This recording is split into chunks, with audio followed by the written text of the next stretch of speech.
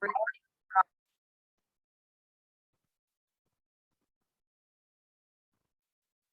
evening, sir. So we will start the session today, as usual, with a prayer to our motherland. All those of you who can get up, rise up, please rise. Others can keep yourself muted.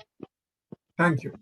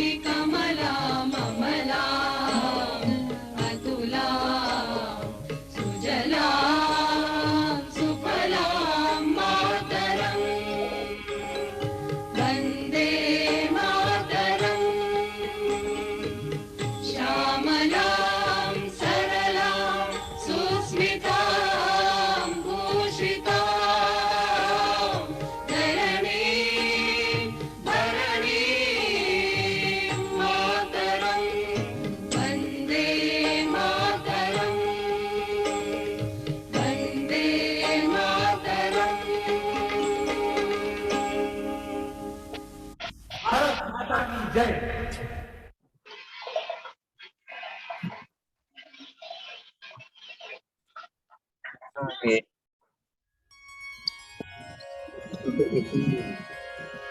Vakratunda महाकाय सूर्यकोटि समप्रभ निर्विघ्नं कुरु मे देव सर्वकार्येषु सर्वदा।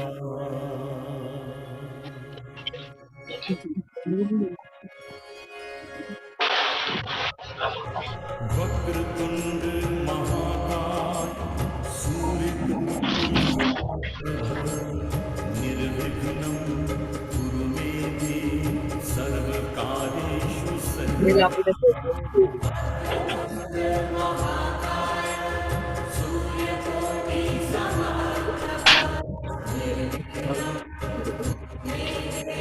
Birthday party आनी मैनू है एक दो बारी मैं इग्नोर कर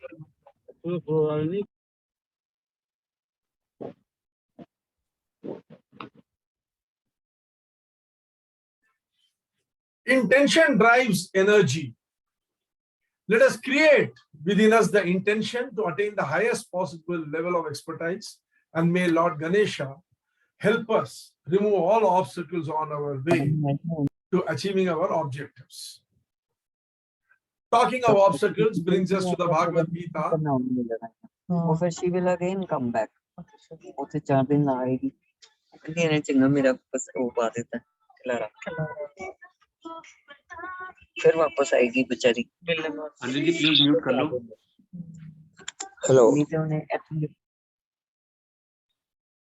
Talking of obstacles brings me to Bhagavad Gita, where Lord Krishna tells Arjuna that we are kept from our goal not by obstacles but by a clear path to a lesser goal. Let us not allow ourselves to be misled by a clear vision to a lesser goal. Let us keep ourselves focused on the highest possible objective that we can attain in our life.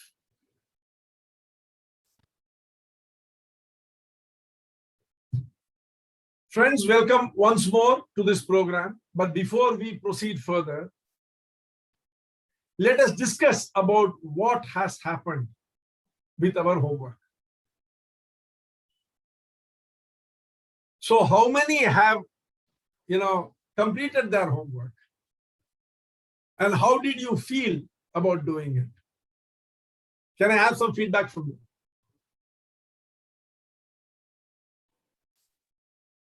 Yes, sir.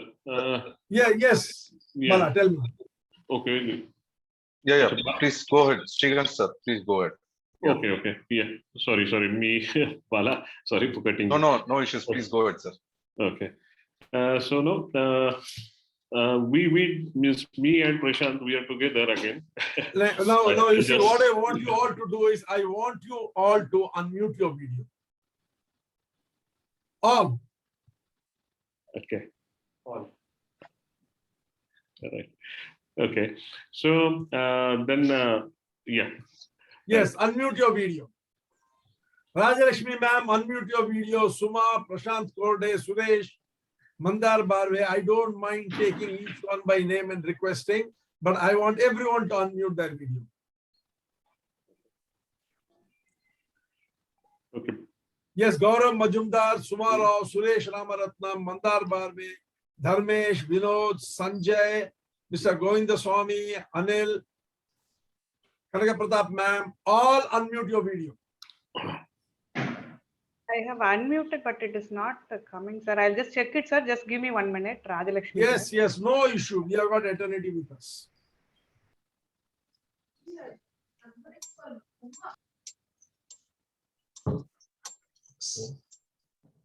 Dharmesh, Vinod.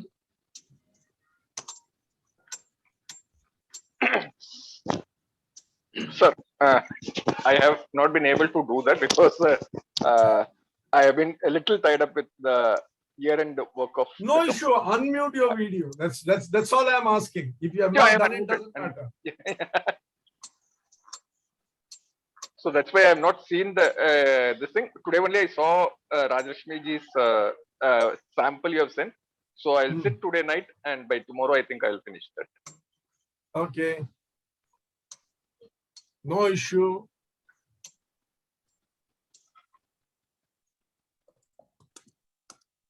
Yeah. So tell me, yes, who is going to be talking for Srikanth? Is it? Yes, Srikanth. Yes. Yeah, we did the exercise. We enjoyed it, and while doing that again, means as me and Prashant, even Rajendra sir, we discussed a lot on what exactly we are doing. There were confusions, and there were views also. So one confusion which I would like to get clarified.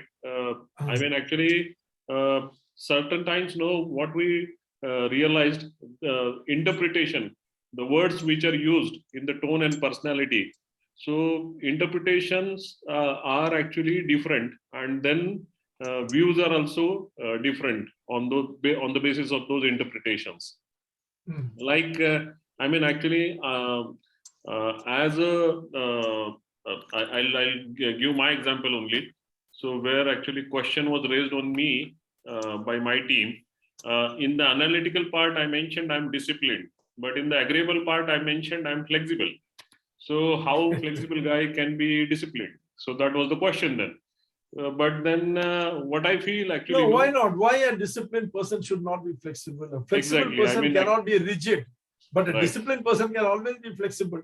Flexible. I mean, yeah, that is what I mean. Actually, every day I am open to the situation and I make decisions fast. Then actually, I need to be flexible also to accept the people's thoughts and change my decisions on the basis of that. But that doesn't mean that I'm not disciplined. Disciplined and flexibility are two different things. That is what my thought process. But again, now you also clarified, but that dilemma was there in the discussion. So Okay. yeah. So we enjoyed overall process. We enjoyed. That is what I mean to say. Did you come to know something about yourself, something about what you would like the world to see you as? Did you get an idea? Yeah. Okay. Now there are two things. One is actually, as you mentioned, no, currently what I'm doing.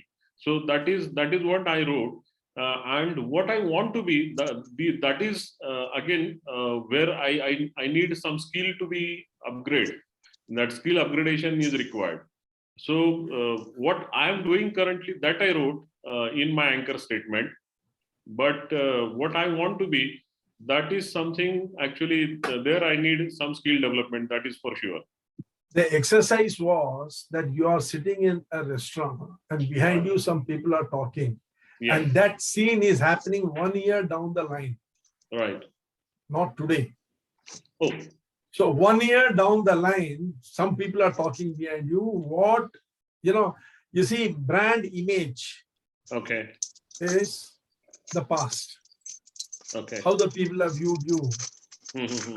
Brand identity is looking towards the future. How you want the world to look at you.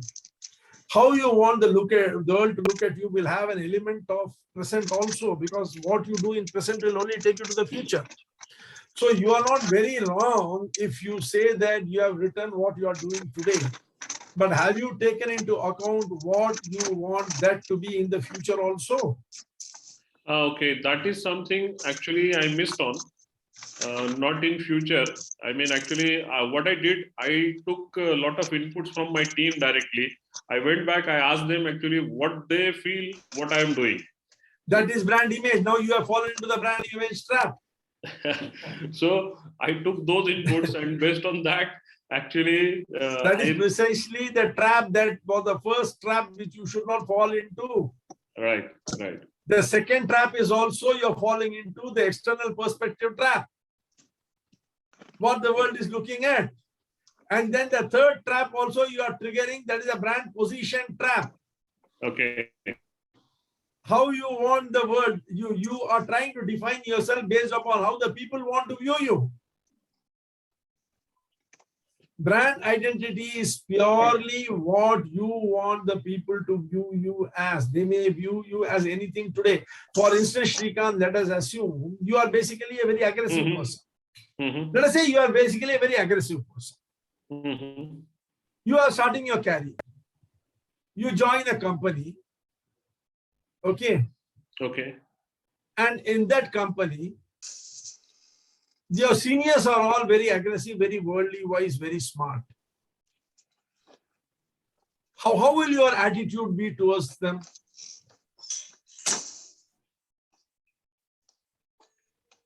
Okay, you mean actually I am aggressive and my seniors are also aggressive. They are also very aggressive. You have joined the company recently.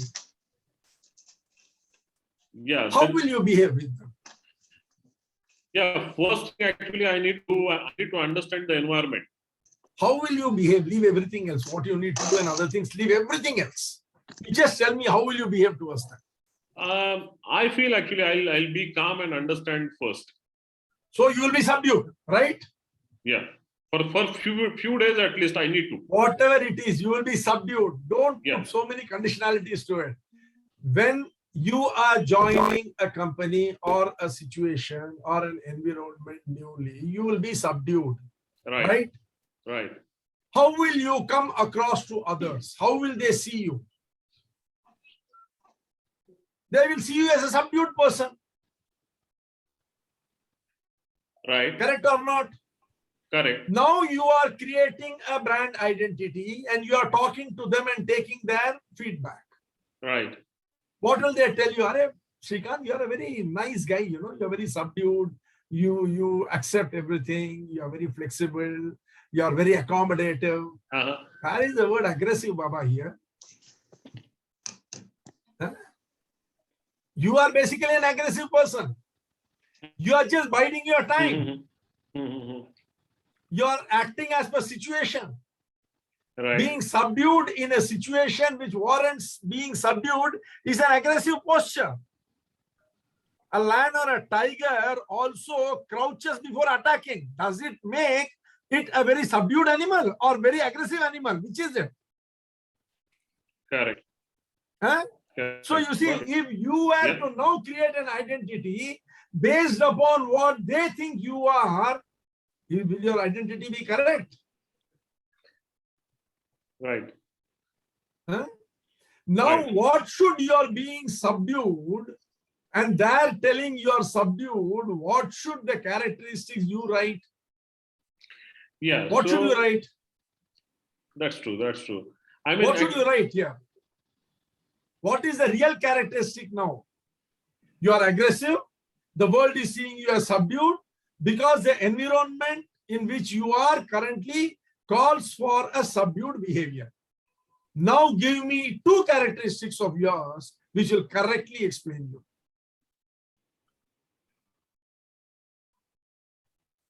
my two sticks are analytical. This actually analytical is the big thing, but analytical. I'm very, very analytical. I'm telling you, given the situation, you tell me two words which will explain your behavior. That you are subdued in these circumstances, but you are basically an aggressive person. Okay. So what will you define yourself as here? I need to demonstrate, actually. I need to demonstrate an aggressive. Means You are aggressive and opportunistic. Opportunistic, yeah. Correct. The condition and the situation demands you behave in a subdued fashion, otherwise you will get into trouble. True. See, this is how you have to interpret yourself, and then you'll have to create your identity so that, why? Because when this identity is created, when you really analyze yourself, you know where your basic strengths are, where your basic weaknesses are, which will come at the seventh stage, seventh element of your brand identity is that the first is anchor statement. The second is the value. Proposition, why you. The third is your personality. Fourth is your energy. Fifth is your signature story. Sixth is your signature service. Seventh is your, brand enhancers and reducers, or your strengths, weaknesses, opportunities, and threats. So you see, now we have done the first four. Based on the first four, when you prepare it, you will be able to see where you are having some dissonance. That means you have been colored by what the world is telling you you are. Either you can tell the world what you are, or the world will tell you what you are. We have seen that everybody is a brand. Either you can brand yourself or the world will brand you. Which one do you want? Yes, I need to brand myself, yeah. Then stop asking your colleagues and friends how they see you. Forget it. They don't matter. If they see you as subdued, are you going to become subdued? Can a lion become a lamb? No. Then? True. If the lion becomes a lamb, वो तो कहते हैं ना शेर भूखा मर जाएगा लेकिन घास नहीं खाएगा तो भूखे मरोगे. True. True. Decide what you want to do. So you see, when we create our brand identity, we have to be utterly ruthless with ourselves, and that is where all the, now you see, supposing you and Shrikant and Prashant are sitting together and doing their, let us say, brand identity. What has happened? Kerosene and milk is being mixed and somebody is going to make coffee with it. Do you know what will be the fate of the person who is going to drink that coffee? He will be wondering what has been mixed in that coffee powder, milk or kerosene. Neither will you be able to prepare your brand identity, nor will Prashant be able to prepare his brand identity. Right. Because you both are totally different people. Yeah, we are different. That's true. Then, and you see, you might like Prashant very much because he compliments you. For instance, I'll give you an example. A visionary and implementer are sitting together and creating a brand identity for each other. The visionary will be explaining to the implementer what his vision is and how he should implement. And the implementer will be explaining to the visionary where the vision could not be right because implementation will be difficult. Now, when they prepare, what will happen? It will be an utter hodgepodge. So don't do that. Sit down and do it independently. Look at it very practically. What are you? What are you really? You see, depending upon our stake in our relationship, our stake in the various parts of the ecosystem, our behavior will change. But one behavior, which is our core behavior, that will remain. And it is that core we have to identify, and then we have to be able to bring it out. Right. A diamond, you can, make a necklace out of it. You can make a ring out of it. You can make a ear stud out of it. You can make a nathani out of it. You can make anything under the sun out of it. And based upon the position where it is placed, it will give a different beauty. But the intrinsic quality of the diamond, the physical properties of the diamond will not change. It will remain the same. Be it a 10-carat diamond or a 1-carat diamond or a 20-cent diamond, a diamond is a diamond. It is the hardest element on the unknown to mankind. So you see, that basic principle will not change. Correct. So we have to understand our core value. Now, would any one of you want to, show your what you have prepared? I'm giving screen sharing rights to everyone. To get a better understanding, if one or two of you can give, Mrs. Rajalakshmi had done it wonderfully, she has done.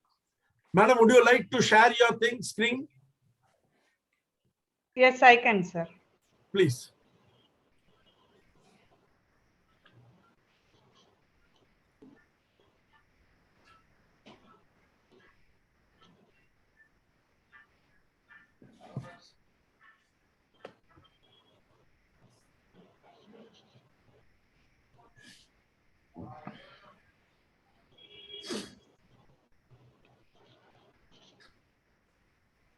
You leave the first sheet. You can come from the, Anchoring statement. anchor statement. Yeah. Create awareness through seminars and email about various amendments and provisions of GST related matters. How clear? You see, that she is a chartered accountant is very visible from the intricate details which she has mentioned. See, create awareness through seminars and emails about various amendments and provisions of GST related matters. This is what she does. Can there be any ambiguity in this statement? What happens because of that? Clients are able to comply with the provisions and avoid penalty and interest. Simple. Penalty and interest they avoid when they comply with whatever she has told. Outcome, clients focus on business peacefully without worrying about compliance. You see how wonderfully the anchor statement has come. She has shown that she is a chartered accountant because she has brought out the essential details of what she does, what happens because of that, and the final outcome beautiful. Let us go on to the next sheet, ma'am. Yes, sir. Value proposition. Can I just, Diligent, hardworking, detail-oriented. She has neither put it on hot nor on cold. She has put it on neutral. She says that I am not here to project my personality. As an individual, let my work speak for me. A true accounts person, an account and a finance person always takes a back seat. They don't like to come in the front. That is the very nature of that position, that profession. They are not show people. This is very clear in that. See, personality, diligent, hardworking, detail-oriented, and she says, I don't evaluate it as either hot or cold. I am just neutral. Then in experience, vast experience. See, the word vast shows why this has come into hot. It is there in her mind, that she has tremendous amount of experience in handling statutory audit and GST compliance, conduct classes to CA students, and capable of handling seminars for industry people. Crisp, to the point. Experience in statutory audit, GST compliance. Why GST compliance? GST compliance is a major issue today in all companies. From the time GST has been introduced, it's been a major thorn in every business. Conducting classes for CA students and capable of handling seminars for industry people. How is this validated? It is validated by her presence in our Diploma the Master Trainer, where she is taking training to become a trainer who can conduct training sessions for students. That desire is coming out beautifully here. Skills, strong analytical interpretation skills, can solve complex issues in GST matters. Now, you see, you can't solve complex issues in GST matters if you can't analyze the problem properly and interpret the law according to the problem. See, her skill statement also, how neatly she has brought out without any frills and fancy trimmings, nothing else, very simple. I can analyze a problem well, understand it well, and then interpret the law necessary to handle that problem. Knowledge, sound knowledge in GST provisions. Again, you see, she is, focusing only on the law part of what she is doing, which is what all the thing is. Everywhere you will find her focus is on the law. Deliverables, ensuring the completion of job in time by compromising personal time, give first priority to clients. This brings us, can you bring me come to the top, madam? Yes. Now you see, you come to the earlier page. Yes.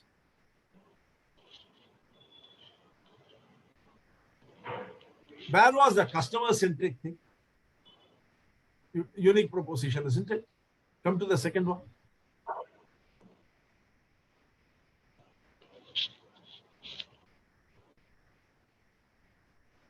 There was one thing where you had written customer-centric.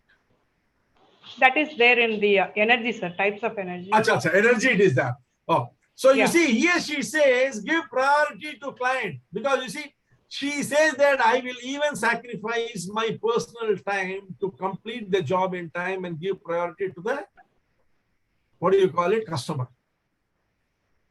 Method, again, you see, she has made it neutral. Not hot, not cold. Again, you see the ability improve on presentation skill, aligned clearly with her desire to become a better trainer and create better CA students. Very, very pragmatic and very granular and very, very authentic, assessment of herself. This will definitely help, in creating a very strong brand for her, because she does not have any false impressions about herself. What comes out very clearly from this is, I am not interested in the limelight. My brand is serving the client, ensuring that they benefit through their association with me, and they are kept away from problem. and they should do their business peacefully and successfully. This is the message that this entire unique proposition is giving. Come to the next one, tone and temperament.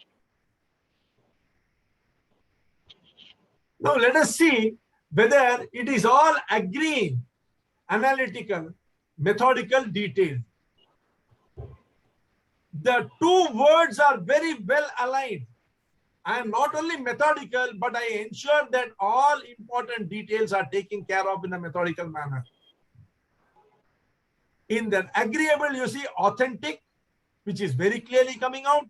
Considerate, because she is not, when it comes to person, she is neither giving hot nor cold, she is giving neutral. And again, you know, that customer centricity, where she is putting the customer first, giving up her personal time, going and learning training so that she can teach her customers, the business leaders and the students of CA about the various nuances of the law and how to work according to it. In achiever, she is ambitious. That is why, you know, even at this stage, when she has got vast experience, she is undergoing both this course as well as the DMT course. Independent, has a mind of her own. Forward looking, she is looking at the things which are going to come. Things which are going to come, because today, you know, because of this faceless, what do you call it, income tax, what Assessment. assessment. The Assessment. faceless assessment has ensured that artificial intelligence and all these things has made things very rigorous. And the owners of the responsibility of signing, earlier, you know, auditors used to sign anything and everything. Today, you sign, they will hang you. The client will get hammered later. You as an auditor will get hammered first. So you see, she has to be very, very authentic and very methodical and detailed and very forward-looking. And she is eager and optimistic. Why optimistic? Because an optimistic chartered accountant is a chartered accountant who will give comfort to the clients. Eager because you know that she comes forward and is taking care to ensure that you learn the thing. You see how wonderfully this lady, you know, in 10 points, which I had said you should select only 10, she has selected 10. 1, 2, 3, 4, 5, 6, 7, 8, 9, 10. In 10 points, she has been able to bring out the essence of what Mrs. Rajalakshmi is. Green, blue, pink. And message, integrity and ethics. Totally, you know, a beautiful package. And now the wonder is, now you come to the last one, type of energy, interpreter. She says her job is to interpret the law to your advantage.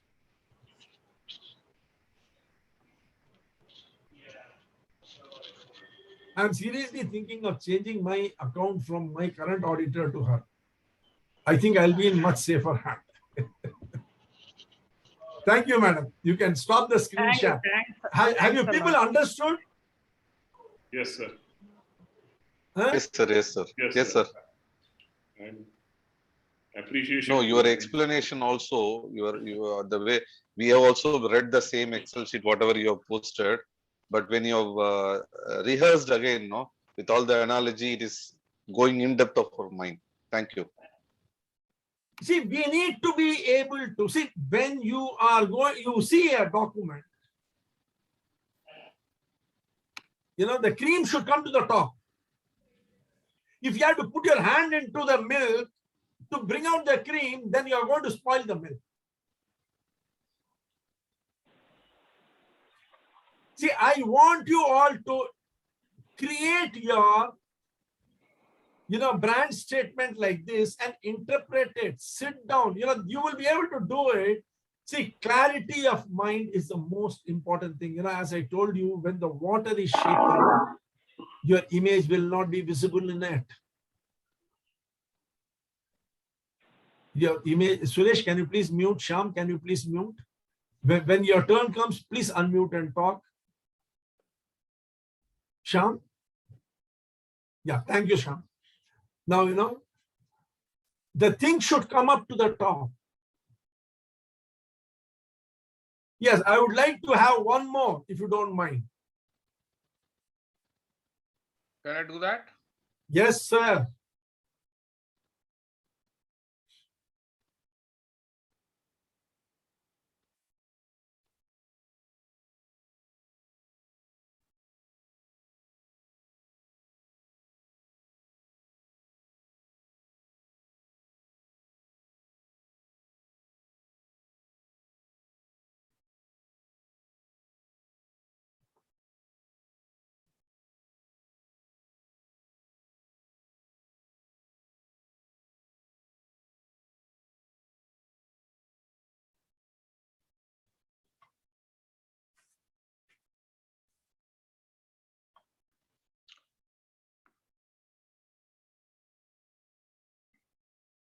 Anchor statement.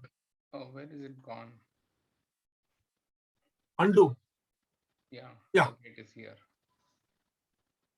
Let me read it, Rajendra. Sure, sure. Is it visible sufficiently? Yeah, it's visible. It's visible. Research new technologies, handle team members to learn new technologies, domain concepts. Excellent.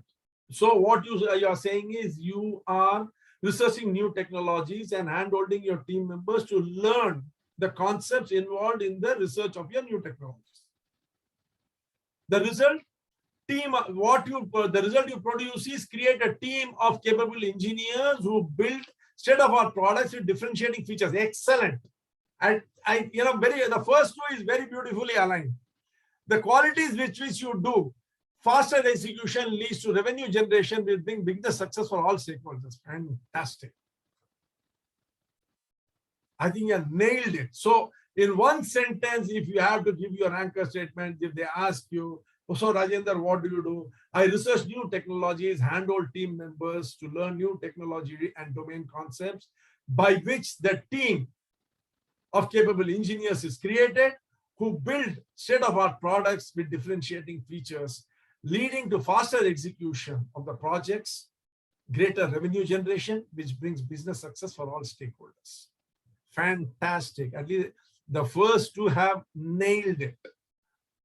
Now, what is the value proposition? Leverage idiosyncrasies of technologies linking to current concepts by applying it. Beautiful. So what is the value he is giving? He is leveraging the idiosyncrasies of new technologies. That is, technology is there everywhere. But he is identifying those idiosyncrasies, the nuances of the new technologies, and based upon the current context, he is applying the engineering and scientific foundation to it and creating value. Excellent, excellent. Analytical, observant, thorough. Very good. By the way, did you and Rajalakshmi sit down and discuss this? No. Because there seems to be, she also gave two, methodical and detailed, right? And you are also giving two, observant and thorough. Achiever, articulate, confident, excellent. You see, you can't be teaching and hand-holding your people if you are not articulate in conveying the research findings. If you are not confident that your research findings are validated, you will not be able to convey the value to them. And animate, agreeable, there is nothing, okay? Animated, curious, creative, enthusiastic, optimistic, resourceful, energetic. Fantastic, Rajendra ji. Thank you. Unless you are curious, you cannot do research. Unless you are creative, you cannot build a format to do research. If you are not enthusiastic, you will get bored because research is a tiring job. If you are not optimistic, you will not be able to continue with research because every day will not be a successful day. If you are not resourceful, you will not be able to identify the various avenues through which you can do research. And for all these things, you require energy, energetic. Fantastic, Rajendra ji. Thank you, It's sir. time I started learning from you. I'm learning from you, I am sir. absolutely game with making you and Rajalakshmi ji my mentor. Maker, mentor, superb. Again, maker. What is a maker? Maker is a person who gets his hand dirty. Mentor is a person who trains. Superb identification, Rajendra ji. Superb identification. You have done it. You have nailed it. Thank you, sir. You have nailed it absolutely. Unshare the screen. Okay, thank you. Thanks You know, for it all the gives a lot guidance, of sir. satisfaction to me, you know, when we see such things, it gives a lot of satisfaction because you know that you are in the right track. People are responding. Thanks People are for all the responding. handholding, sir. This course is very unique, actually. You are unique. That is, see, they say, na, people tend to see the world through their eyes, not through others' eyes. You know, that is their Kabir Das ji ka doha. बुरा जो देखन मैं चला बुरा न मिल या कोई जो दिल ढूंढा अपना मुझसे बुरा न कोई. That means when you go out to search for something, you will only see what you are. So you see, you know, Rajendra ji, I'm telling you, this sort of a pragmatic introspection is very important. As we go forward with our signature story, signature service, strengths and other things, you will realize why it is important. You'll realize why it is important. Because it is very easy to go astray. We should not allow that to happen. Would anyone else want, you know, two, you know, mind-blowing, enlightening one we have seen? Anyone else would like to share? Or would you all want to go back to your drawing board based upon these two and redraw your statements? Certainly. I mean, actually, with me, as I shared, I was in dilemma, so I need to go back. So now you have understood, na, Shrikant? Right. Yeah. Sir, I want to redo it. Please, okay, we will redo it. See, as many times as necessary, we will redo it. If you want any support from me, my help, please do reach out to me. I'm available to you 24/7.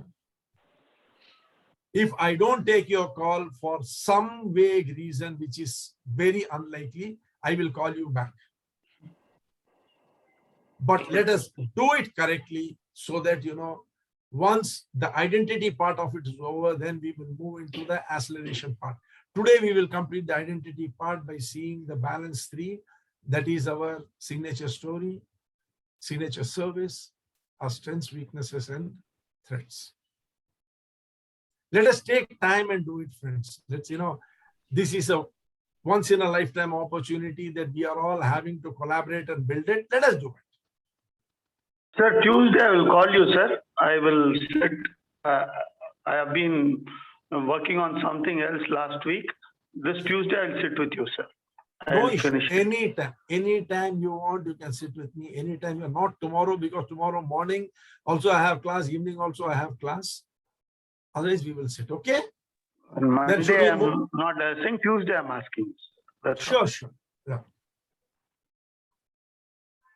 Atul, have you created yours? Yes, sir, I have. Would you like to share it? Just give me a second, sir. Just give me a second, I'll just share it. Recording in progress.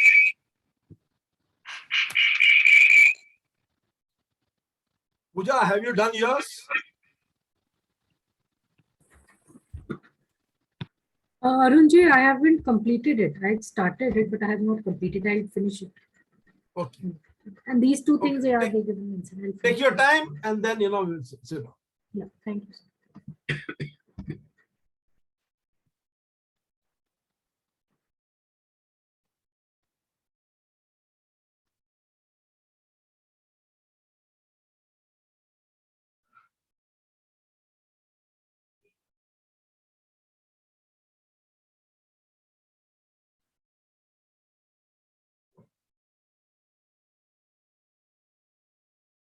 Atulji, what we will do is we will sit down together, Atul.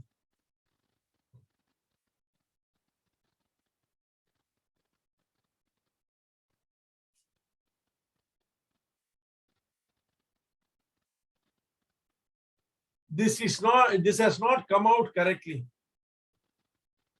Are you seeing the difference, Atul, between those two and this?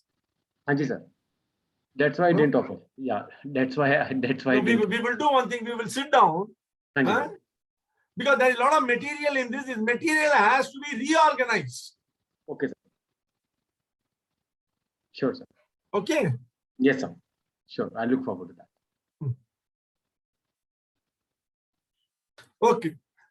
Let us begin with today's sessions. Okay. Is it okay? Can we begin with today's? Yes, sir. Yes, sir. Yes, sir. Yeah. Please.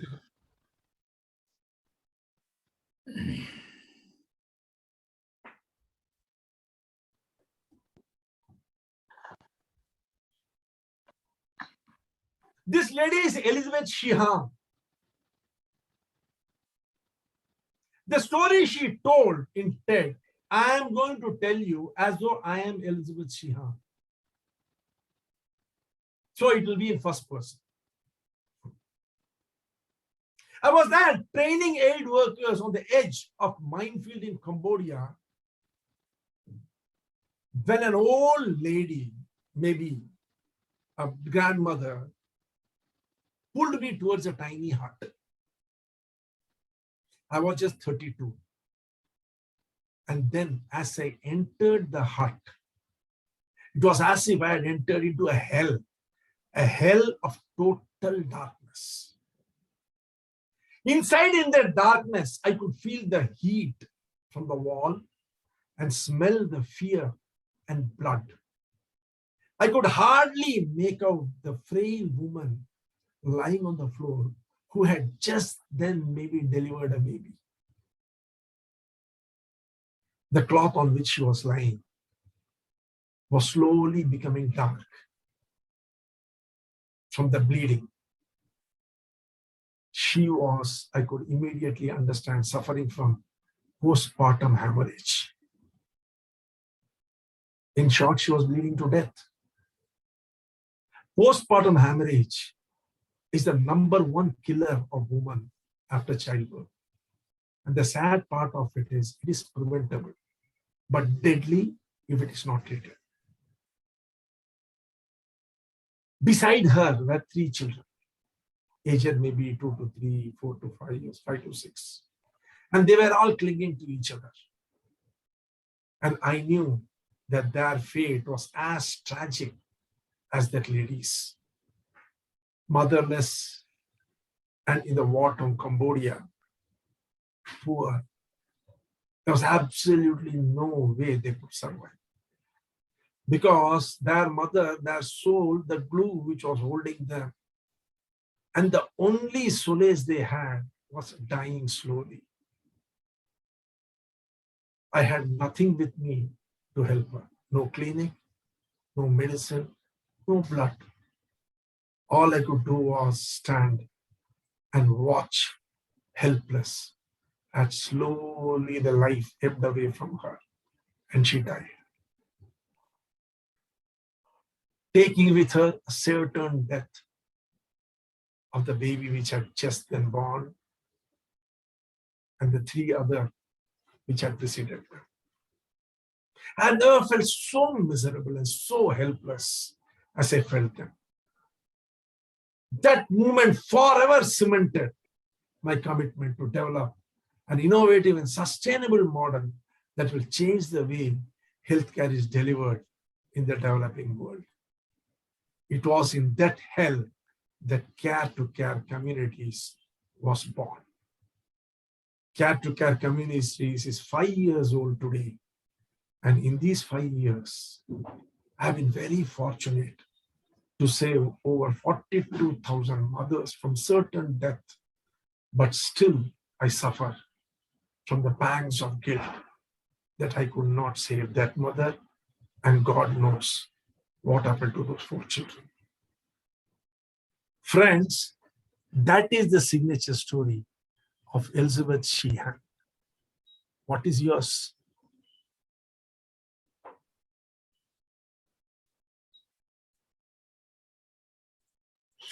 Signature stories answer the question, how did you get here? And anecdotally, it highlights your contribution and competencies. Some of the qualities of an effective signature story include authenticity. A signature story that is based on exaggeration or even worse, lies is neither ethical nor effective. However, a narrator rooted in reality has the power of authenticity behind it. And no matter how boring or insignificant you think yours might be, there is always a grain of greatness to be found in every legitimate signature story. There is serendipity. We have all heard some version of the story from a newly married couple. If I had not been on that business trip to London or Bombay or Delhi, bent down to pick up an umbrella, pulled up my bag, gone to the hospital for an X-ray and ran into her in the hospital cafeteria, we would never have met. It was meant to be. Everyone enjoys hearing how at some level things unfold in the perfect way and at the perfect time. A well-told signature story illustrates how your personal or your business brand is part came into being through fate, fortune, coincidence, and grace. And the final thing is specifics. We have a saying, don't show. Show, don't tell.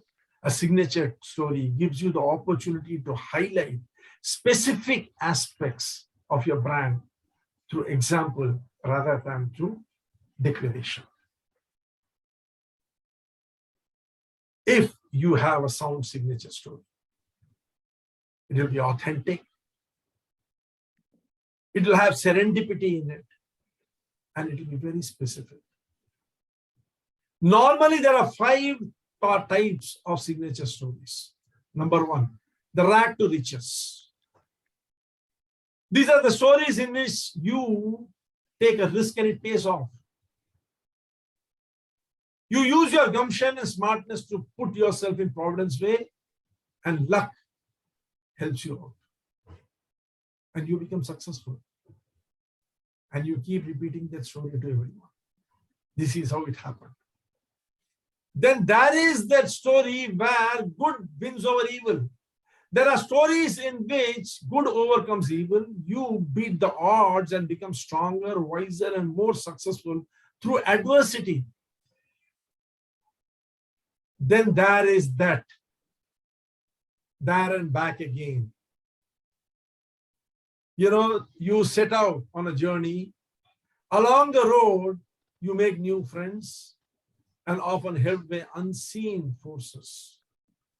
Then you come back home wiser, more mature, more successful, and you are praised by everyone.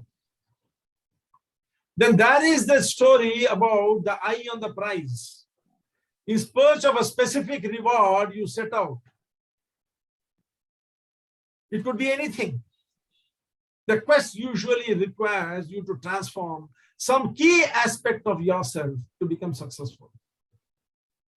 You find it and you become successful. And then finally, the awakening. You begin the story as a flawed figure. You know, that famous ugly duckling story. It is something like that. You begin your story as a flawed figure with limited worldview.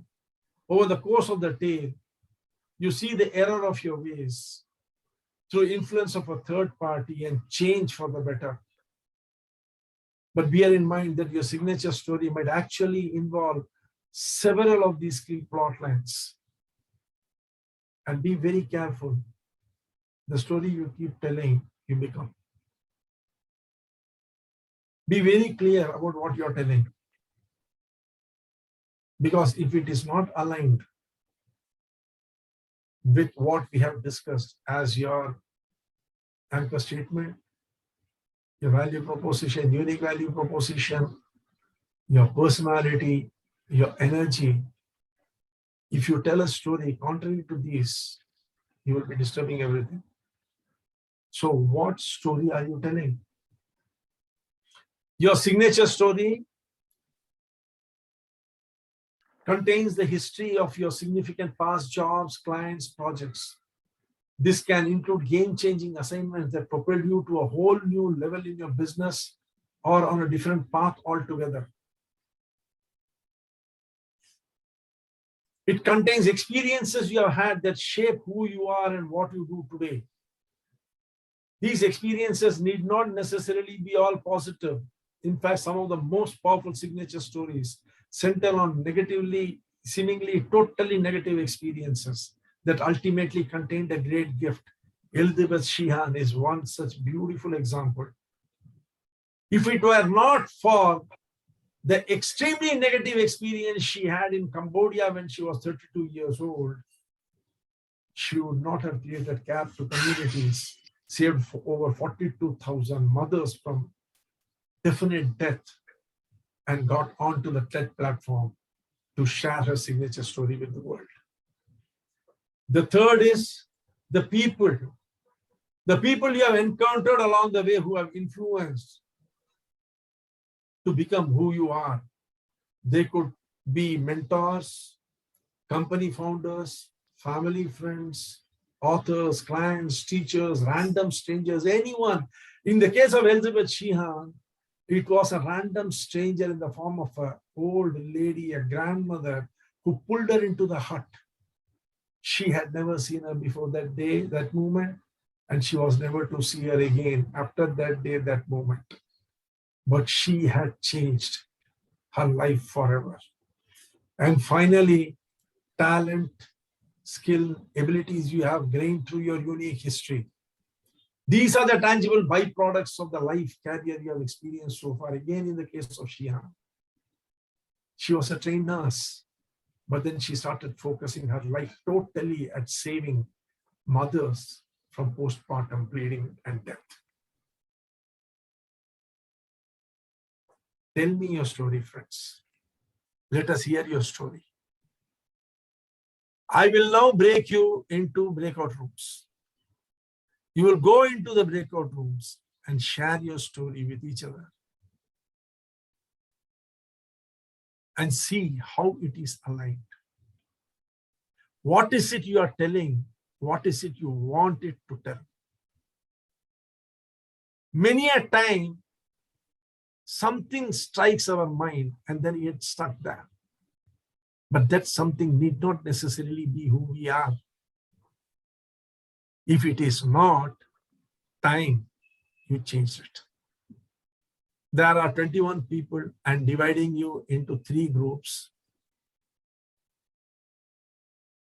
Today, I'm going to divide you into random 3 groups where you will go and share your story and let us see what comes out of it. Are you ready, friends? Yes, sir. Yes. Yeah, sure. Rooms have been opened. Please join. This is for how much time, sir? This will be for half an hour. Okay, sir. Thank you.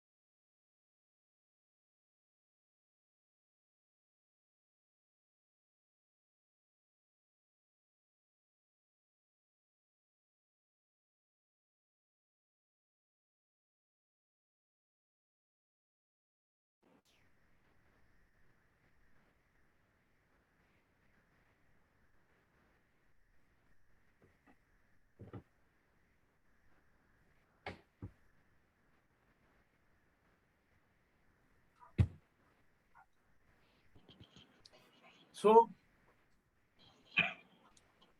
Sir, one question we have is how long should be one signature story in time? Like 5 minutes? I mean, how much you have and how interestingly you can tell it. Okay. We'll see. A signature story is a wonderful thing. I'm telling you, you have not understood the power of that signature story. If you can tell it well, I'm telling you, it will sweep everyone off their feet. And it will, a signature story should be such that it should make the other person want to know you better. If you can't tell it that way, then you have not told your story. Okay. So they should be waiting for the part 2 of the story. Not part 2, part ever. Because at every stage you should, how these serials are run. You have seen a good serial. The story will be lousy, but the ending will always be every day fantastic. You will want to know what happened. At that point, it should stop. Okay. Storytelling is an art, Sanjay. Yes. Yes. If you can tell a good story, you will have a blissful married life. I can tell you this much. Whenever you come late and your wife is ready with the rolling pin, you pull out one story. Yeah. and very evident. Your experience is very evident. Yeah, I am a salesperson, Baba. But the only thing, sir, I'm also a salesperson. the only thing is with the wife, there is no part 2 story, no? What do you mean? With the wife, every moment is you require a part 2, otherwise she will get bored with you. Sir, please, you are revealing the secrets. Don't worry, Sanjay. Sanjay, if you want mentorship in that angle, I am available. Sir, you are revealing the secrets to the ladies over here. Who the husbands met the water. You know one thing. Sir, Who was the person who said that? Who was the person who said that? Me, Nagi. Nagi, sir. Ladies are the greatest storytellers. That is why we are duffers. No, they're the greatest storytellers. But poor the husbands now. I tell you, from the first day they convince. From the first day they convince us that we are the most important people for them. My wife once told me that she happens to be the 7th child of, 5 elder brothers and 1 elder sister. And whenever she used to go and bug them, they used to tell, God has sent someone for you exclusively to bug. Wait till you get married, then bug him. She took them seriously. No, you know what my fate is. That is why you are here. This is a wonderful story, sir. See, this is another story. Sir, my objective is clear. I know Arun sir, that is why you are here. Yeah, had to. All the while she was silent. Of course. Now she got it. Good. Absolutely. I was about to tell you, so that is why now you got a chance to bug us. Okay. Now enough of my story. Let's hear your story. My story. Everybody now in since the time that I'm with you, they have all heard my story so many times. I don't think so they want to hear it. No, I want to hear everyone's story. You tell me, what is your story? Atul, tell me your story. In the early 90s, I was trying to get into the field of IT, and in the process, I was first assigned to a McKinsey assignment of turnaround in Steel Authority. There was a team of about 40 consultants. I led my part, did the assignment, came back, got on to another assignment, and was very, very keen to work on portals and portals. That was a time when internet was starting to come in. Then my boss called. He says, no, you have to go for a proposal at a manufacturing location in a company named Minda. I said, okay, I thought it was a small assignment. I'll just go there 3-4 days, prepare a proposal, come out. Because how can I, as a single person, turn around a company, McKinsey, 40 consultants, several backup? So there is no comparison. So I went over there, 3 days diagnostic, and I came out, and then we were having a meeting with the client. I said, okay, this is the status, and these are the things which we can do, and maybe in about 8 months' time, we can turn around the plant. I had done a lot of homework, but certain things had not been told to me. They had a technical agreement with the Fiamma of Italy, which is the largest horn manufacturer across the world. And their plant head was IIT person. And they said, okay, now if you're saying so, then okay, let us see how you can do it. I said, okay, if that is a challenge, let us see how we can do it. So I started work on the assignment. Fortunately for me, I did not know anything. So I was not bogged down by the kind of details they knew what won't work. I was bogged down with more things that what are the options which can perhaps work. One small story, I was doing, there were 250 horns per hour. I said, we can make 400. So we started to make 400. The quality person came, he says, no, you can't do that because the CPK, something called process stability, is less. I went over to the engineering head who was an Italian from the Fiamma of Italy. I said, okay, instead of 250, we are making 400. The process is better than the earlier one. So why don't you do the CPK of your existing process? He did the CPK of the existing process. It was lesser than what I was doing. So this way, gradually we started. And in about 6 months time, we were able to turn around the plant. In this process, several myths were broken. The 3 containers which had got rejected, huge losses were companies were doing. I went over to the supplier. I said, why do you have to work with us this way? Why not do you create a separate plant for us? Because this is the kind of volumes we are going to have. And surprisingly, the supplier, big company, Hema Engineering, they said, okay, we will set up a dedicated plant for you. There were so many small success stories, which I, as a person who was just 35 years that time, and all these stalwarts in engineering who were working on the Japanese system, I had no clue on how these things work. But this one success changed my complete life.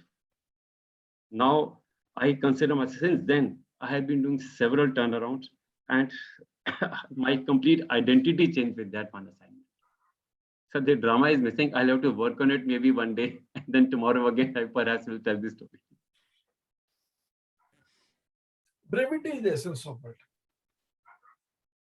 Okay. Cut off everything from the beginning. I couldn't understand half of what you are telling because I am not a technical person. Just pick up the essential. 3 things have to be there. One, authenticity. You are talking about a personal experience, so it is authentic. The serendipity should be there. The serendipity here is your inexperience made you stretch out beyond your comfort zone and beyond what experts were thinking is possible, and you achieved it. That brings us to the specific. Because you achieved it, you started believing anything is possible.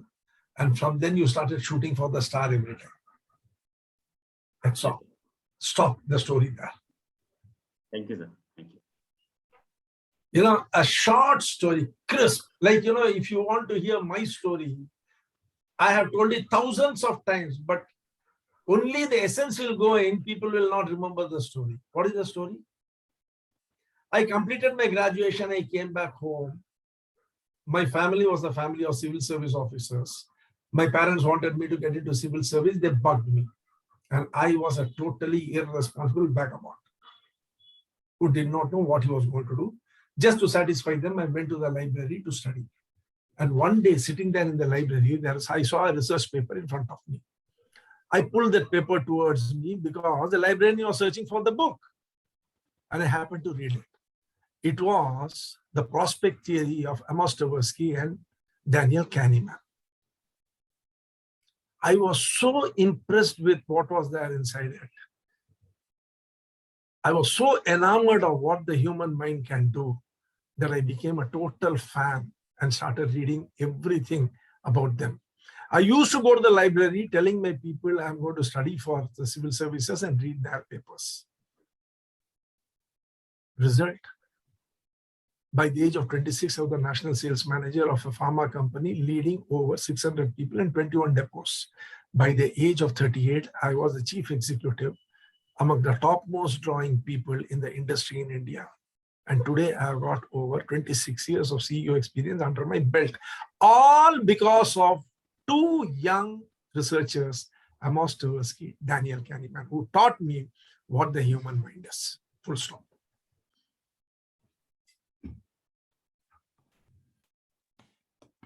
So what all has been told in this? Everything. There is authenticity.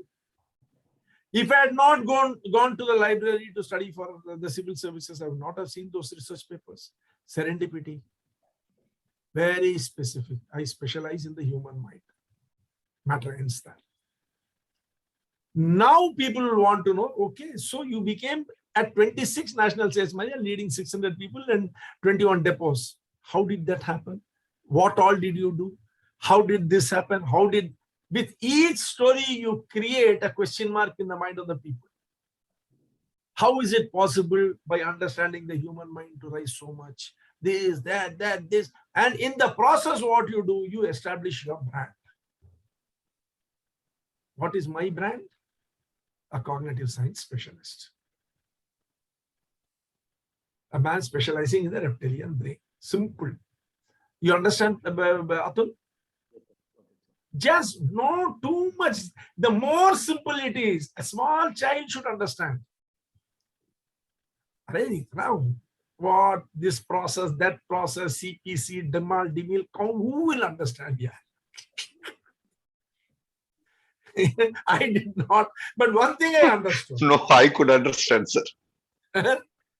I could understand whatever Atulji has said.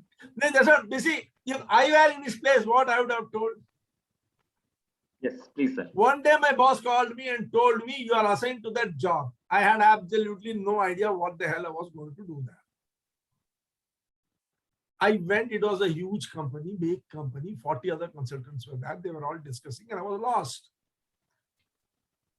When I looked at it, I suddenly realized they were shooting for 250, where if I were given the opportunity, I would shoot for 400 or whatever it is. They told me to shut up. I kept quiet. But as fortune would have it, the Japanese person who was in charge, or the Italian person who was in charge, I could get a few minutes with him. I told him, why don't you try this? You know, fortune favors the brave. He said, okay, try. We tried. We succeeded. And I showed all the 40 that inexperience with ingenuity and creativity will always beat experience hands down. That day I realized, my friends, that I had it in me to become a turnaround artist. And that has become my mission in life. I turn around companies, full stop.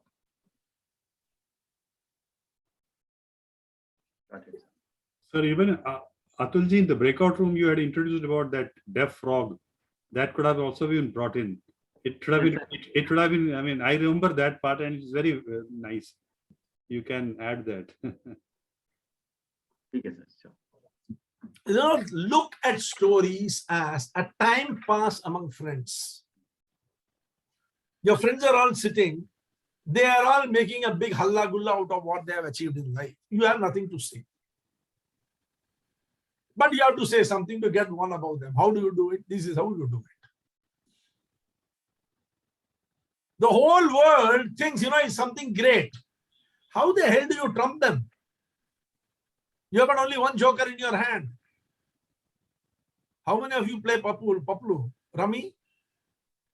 And if you don't know how to use that one Paplu at the right time, you lose the game.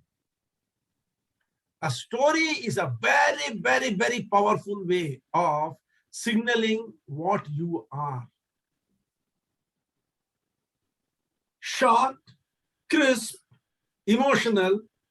Remember one thing, you can paint a story on a 1 inch by 1 inch canvas, or you can paint a story using the entire world as your canvas. The choice is yours. Both are available, 1 by 1 inch and the entire world. And the color is what you speak. Yes, Vinod, your story, please.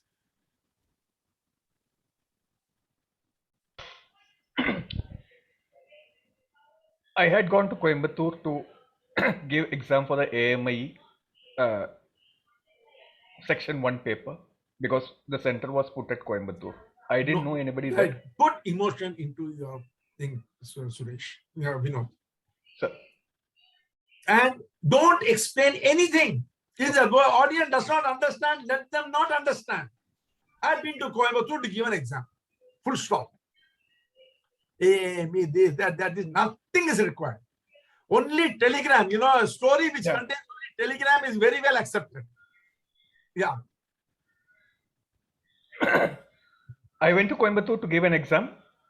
There I met a person who was into pharmaceutical selling, and the way he described the job just turned my course. From that day, I thought pharmaceutical selling is the best job in the world. And much to the chagrin of my parents, I became a medical representative.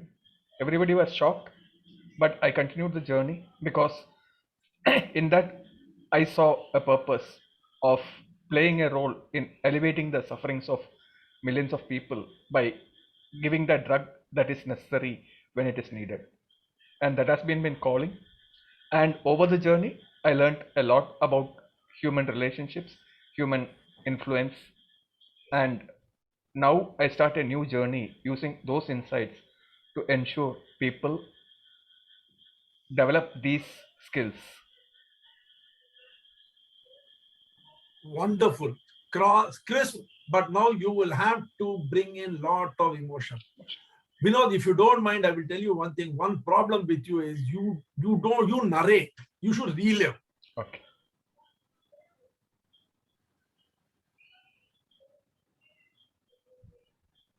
Sure. You understand what I mean? Yeah. I went to Coimbatore, and there was this guy from pharma. I met him and I was blown, man. The way he could talk, the way he could relate. I decided then and there that being a pharma salesperson is my calling. Much to the charging of my parents, I became a medical representative. In fact, they felt humiliated and refused to introduce me to their friends because they thought I was doing something below their dignity. But surprisingly, I got so much of happiness relieving the sufferance of all those people by advising doctors who are much more educated than me and their drugs. It taught me how to care for people, how to relate with people. And I want that everyone should develop this. So I have made it my calling to develop people in human relations and in caring for others. God bless me. God bless you all. Close. Feed. Don't narrate. Relive. You should really go to Coimbatore. You should meet that person. And that twinkle which came in your eye, that admiration which came in you, that sense of awe which came in you when you met him, those should be visible in your words. Are you understanding, Vinod? I got it, sir. You should not go and tell a girl, I love you, as though you are making a statement. Okay. That 3 words should make her feel that there is no one more important in her world than you, because only you can make her feel so good. Otherwise, she will slip out of your hand. You are too young and I'm too old, but still I'm telling this.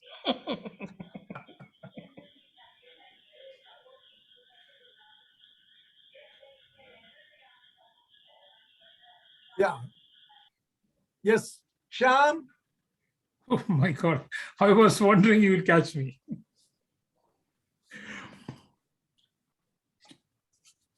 So mine is a very lengthy story. Anyway, I'll make it short. Make it short. Yeah. I don't want a story running from Bangalore to Dublin. From your bedroom to your bathroom is the length of the story that is allowed. Okay, great. So I was born as a dyslexic because, during my younger days, studying table was a big thing for me, and even spellings.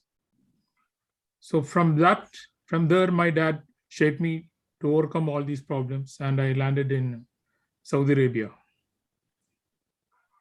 And at that time, I had put my son in ERCAT, Mountford Fathers. He was in 6th standard. He had terrific problem there with all these, highly aristocratic people, children, because when they do something, my son was a victim of it. So one day when my wife rang him up, he said, if you don't take me from here, I'm going to commit suicide. That was a terrific shock, because as I told you earlier, I have only 2 children. So I was so worried, and the very next, within a couple of months, we moved to Ireland to take care of his education. That's why we landed here. When I came here, I had studied in CMC Vellore. I had done medical records management. So because of that, I was able to get a good job. And here, being an Indian, I had some problem with regard to the local people. So I always believed in multiple streams of income. So I switched on to a network marketing company, and I had traveled extensively to Nigeria 7 times. I've gone. I was armed robbed there, and I had so much of problem because I left this job. My son was studying here at that time in a private. Sham, what has any of these things? How are they related? I can't understand. You start off, I was born a dyslexic. Then you land up in Dubai. Then your son lands up in aircard. Then you land up in Sham. Tell the story, Sham. Something, 3 things should be there. It should be authentic. Number 2, there should be a moment of realization. And it should be specific to what you want to convey. What do you want to convey? What do you want to convey?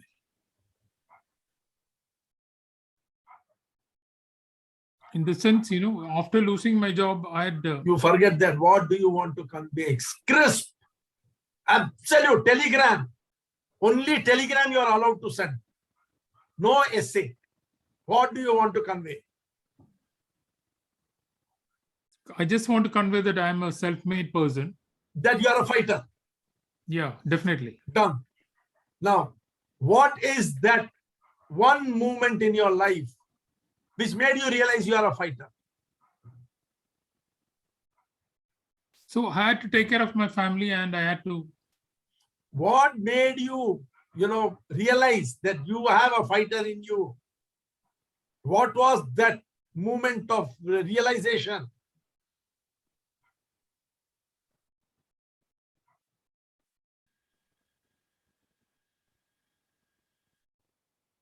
So I was ambitious, and I wanted to achieve my goal. So without... So how did you realize it? Or you want me to create a story for you? I don't know what is in your mind, so it would be better if you just... I'm not Sham. Sham has to tell me what is it that he wants to convey. See, you started off that you are a dyslexic. Yeah. That means what you are trying to tell is you started your life at a disadvantage. Yeah. Now, having started a life at a disadvantage, from there you land up at Dubai.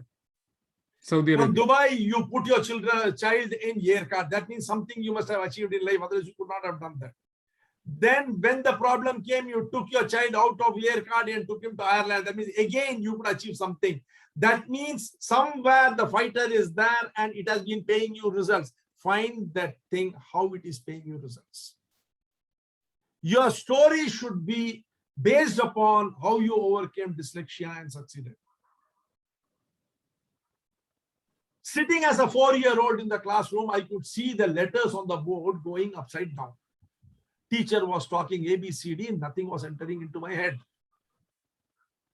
I could not study. I could not read. I could not write. Let the story begin like this. By the time I was in class 5, everyone understood that I had a serious learning disability. By the time I reached class 7, the school had asked me to call my parents and told them to take me away. It was at that stage, friends, I decided that I will have to do something about myself. Otherwise, I'm not going to amount to anything in this world. I decided to find out what it is I can do. Fortunately, XYZ, somebody must have helped you overcome this dyslexia. Who was it? That was my dad. Fine. What you said is right. When I was in 4th standard. Yeah. Now, wait, just a minute. Wait, let me tell you a story. After that, you tell. Don't interfere in between. Otherwise, the story will break down. But fortunately, my dear friends, I had a father who was not going to give up that easily. He told me, son, if nobody is going to teach you, I am going to teach you. And then he took my education in his hand.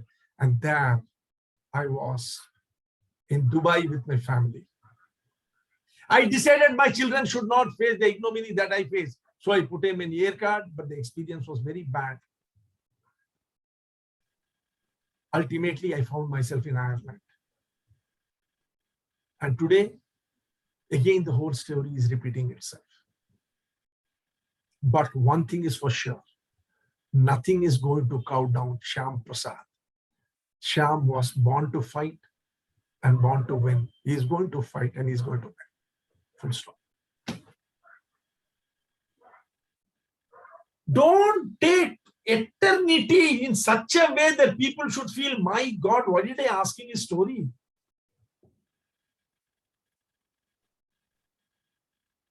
Remember one thing, you are building a brand, Shyam,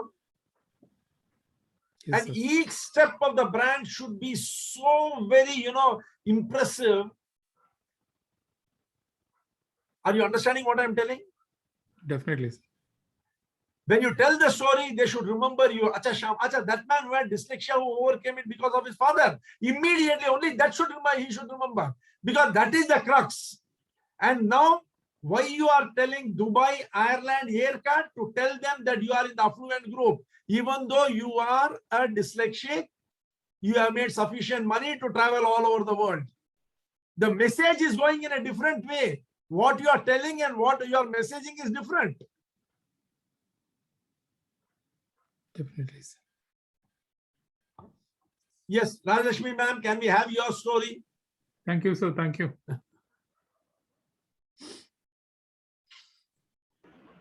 Yes, sir. So I actually I break the stories into a 3-part. Basically, up to my 20 years. One story. Yeah, one story only in 3 parts. As short as possible. Okay. Up to my graduation, I was in a village, born and brought up in a village, very innocent, very happy girl. And full studied only in Tamil medium. And after my graduation, I came to Chennai to pursue my CA education. And from there, 13 years, I struggled a lot to pass these exams, as well as I also worked in some companies and got married and blessed with 2 kids. And then after my 33 years, that is around 2004, I have started my practice on my own. And then I could able to set up my CA practice firm individually on my own. And then I could able to build the clientele base. And there are 20 employees are working under me. And then through my journey that I have achieved so many things in my life personally. And I could able to take care of my near and dears and my parents, my in-laws and my sister's son. And I given them studies to my niece and nephews. And then I could able to contribute to my village schools where I have studied. And also I could able to contribute to my family members who were not afford to for either for a marriage or health related issues. And today I'm having own office in Chennai, and I could able to serve more than 300 clients, and I have a pan India basis. I'm working for international banks, 3-4 banks, and then I'm leading a very happy life now. Then I have come to this course is to improve my communication skills and also presentation skill, and then I want to serve better and also do more service to the society. That is my story, sir. This is not your story. This is not your story. I am sure you can find out your story. Your story I will not tell. You will have to tell it. I will. Definitely. Tonight I will work on it. See, very simple. Village girl, innocent, comes to city. This is a purely awareness story.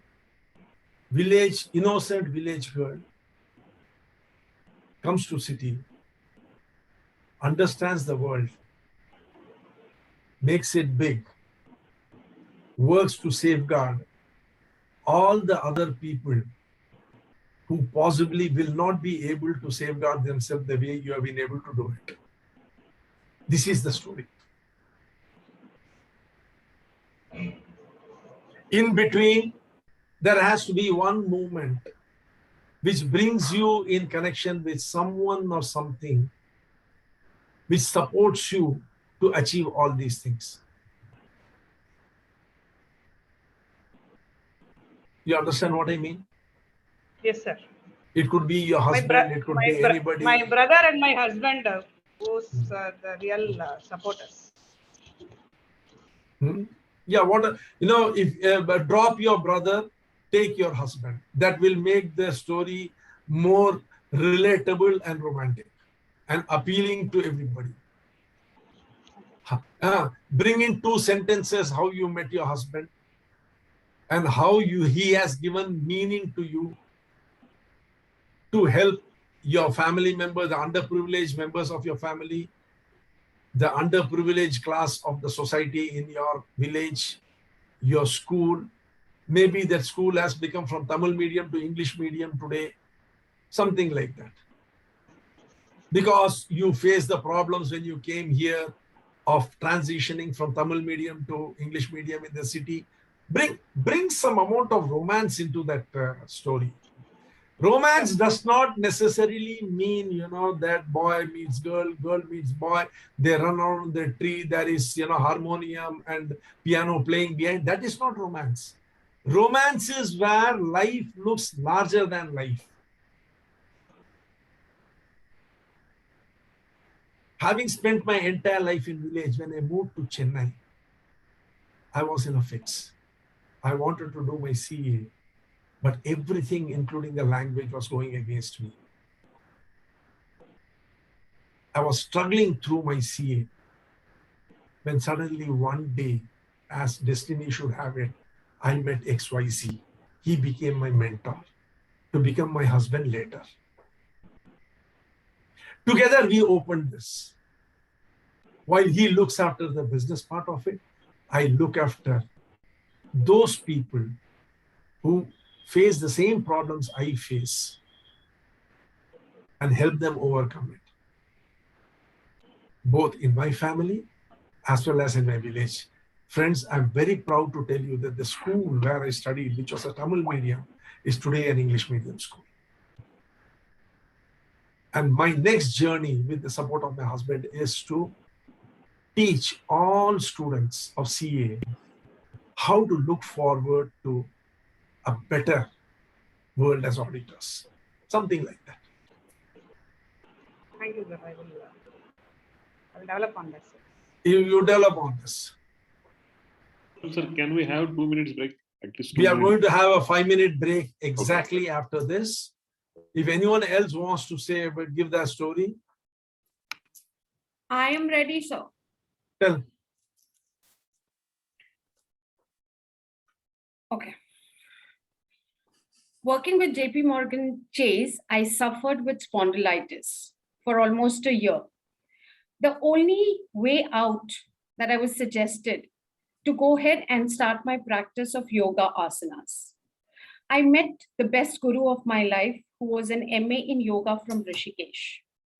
He taught me the yoga asanas and the essence of yoga in such a beautiful manner that then, while I was practicing and being a student of yoga, there came a turn in my life where I was given an opportunity to go ahead and train some women in my society and start their coaching, start their yoga journey with me.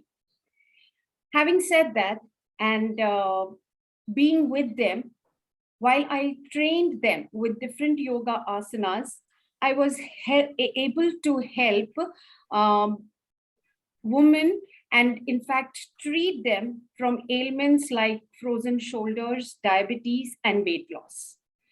This journey gave me so much of popularity that I kept on helping a lot of women and taught them how to live a beautiful and a life full of energy, vigor, and vitality. And from then, my journey continued, and I have almost trained approximately 1,000 students by now and helped them, and the journey still goes on. So yoga is yoga asanas with a lot of variations and new innovations and ideas. I have been able to establish myself as a yoga trainer. How did you reach Rishikesh? How did I reach the Rishikesh? I did not reach Rishikesh. I got a yoga trainer who was in Mumbai and who came to me. No. How did that happen? Okay, you want me to tell that story also? Then no, I want Tasneem, your story as it is very long. You add one more story, people go off to sleep. Okay. So then just what? Tell me, how did you meet him? I called him up and he came home to give me the training. How did you get to hear about it? How did you get to hear about it? I called up Just Dial and I wanted somebody to come and train me. You called up? I called up Just Dial and asked somebody to come and train me home. So from one of the institutes of yoga, he came home to demonstrate, and that is how he became my guru. So there was nothing unique about any of these things. No. There must be something unique in all these things. Find it. Life cannot be so stupid. How do I find out uniqueness in this? Yes, now? there has to be. Now, you are working where? JP Morgan Chase. Okay.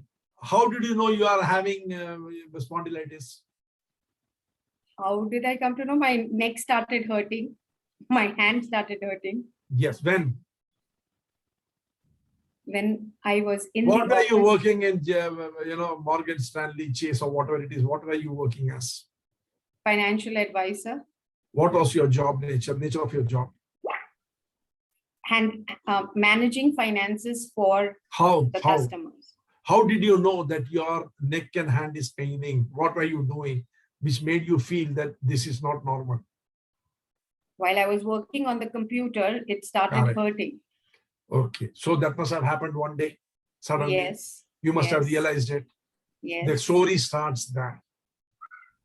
Punching the key was becoming difficult. Sitting upright was becoming difficult. My job at Chase Morgan Stanley was becoming difficult. I wanted an answer to it. What is to be done? I wasn't old enough to retire. I was just this much. I started trying to understand what is to be done. As destiny would have it, in front of me was a directory and it was open at Just Dial. I thought, why not take a chance? I telephoned.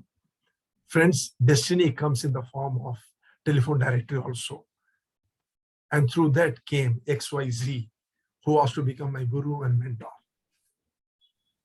He introduced me to yoga. Yoga took me away from finances to happiness. People go in search of finance to find happiness. I left finance and found happiness. Close. Stick. It has to stick, Tasneem. It has to stick. What is it you are going to say? How are you going to say that it will stick? You want to establish yourself as a yoga guru, right? Coming from Rishikesh, A, B, C, D, E. How is that relevant? What did you leave to gain what? And then I started doing classes for my building people. Why all that? Today, yoga is my life. And with yoga, I am touching the life of so many people and giving happiness. It makes me so happy. Stop.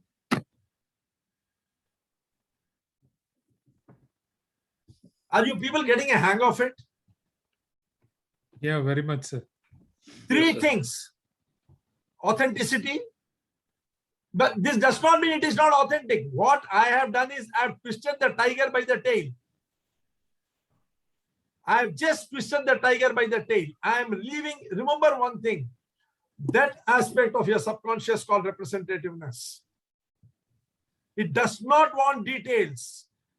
It wants an approximation of everything, and it wants the essence of everything. The essence is one day while working on the computer, because working on the computer was the reason she got a spondylitis. Spondylitis is the reason she got back pain, neck pain, hand pain, everything. That was the reason she went to Just Dial. Only thing what you have done, somehow she must have reached Just Dial. You opened the directory and there Just Dial was there. You telephoned, you got it, and then rest is history. That serendipity you bring. People like it, people like that serendipity. They want, that's a divine intervention, the hand of God. Sir, when you mentioned about the serendipity, I wanted to know in Shyam sir's story, where is the serendipity in his story? The serendipity is his realizing that his father was not going to give up on him. And that his father believes that he will be able to do it. That realization makes him not give up on his son. That realization makes him not give up on his life. That realization makes him a fighter. Understanding, Sanjay? Sanjay, it is all what we make of it, Sanjay. It's your story. No, I was okay. You tell where that serendipity comes. Okay. Or you want to bring some other element, bring it. Right. Yes, Shyam. Sir, I want you to write a good script for a movie, so I'll produce it. You're such a, I'm so thrilled. No, Sanjay, you wanted to know serendipity, na? Yes. A dyslexic thrown out of school has got so much of money sitting in Ireland that he can make a movie in India. Okay. No. That we will manage. This is not serendipity. What is? Now you see, now my third career is beginning. One as CEO, then as a trainer, now as an actor, or a director, or a script writer, whatever it is. Script writer. No, if you don't give me a leading role in it, I will not write the story. And sir, the offer offer of story writing was also serendipity. In a class, you got it. So what we will do is we will break for 5 minutes, okay, and then reassemble for the next part.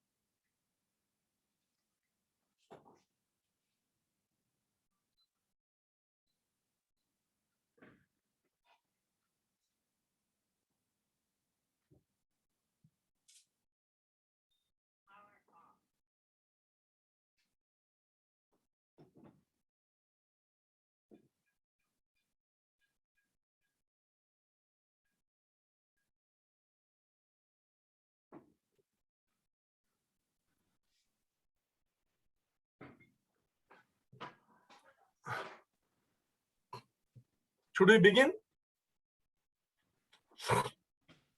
Yes, sir. Yes, I think yes. Yeah, okay. So that brings us to signature service. Why is signature service important? Why is knowing about the signature service in detail important? Why is it important for a brand building exercise? Can anyone of you tell me?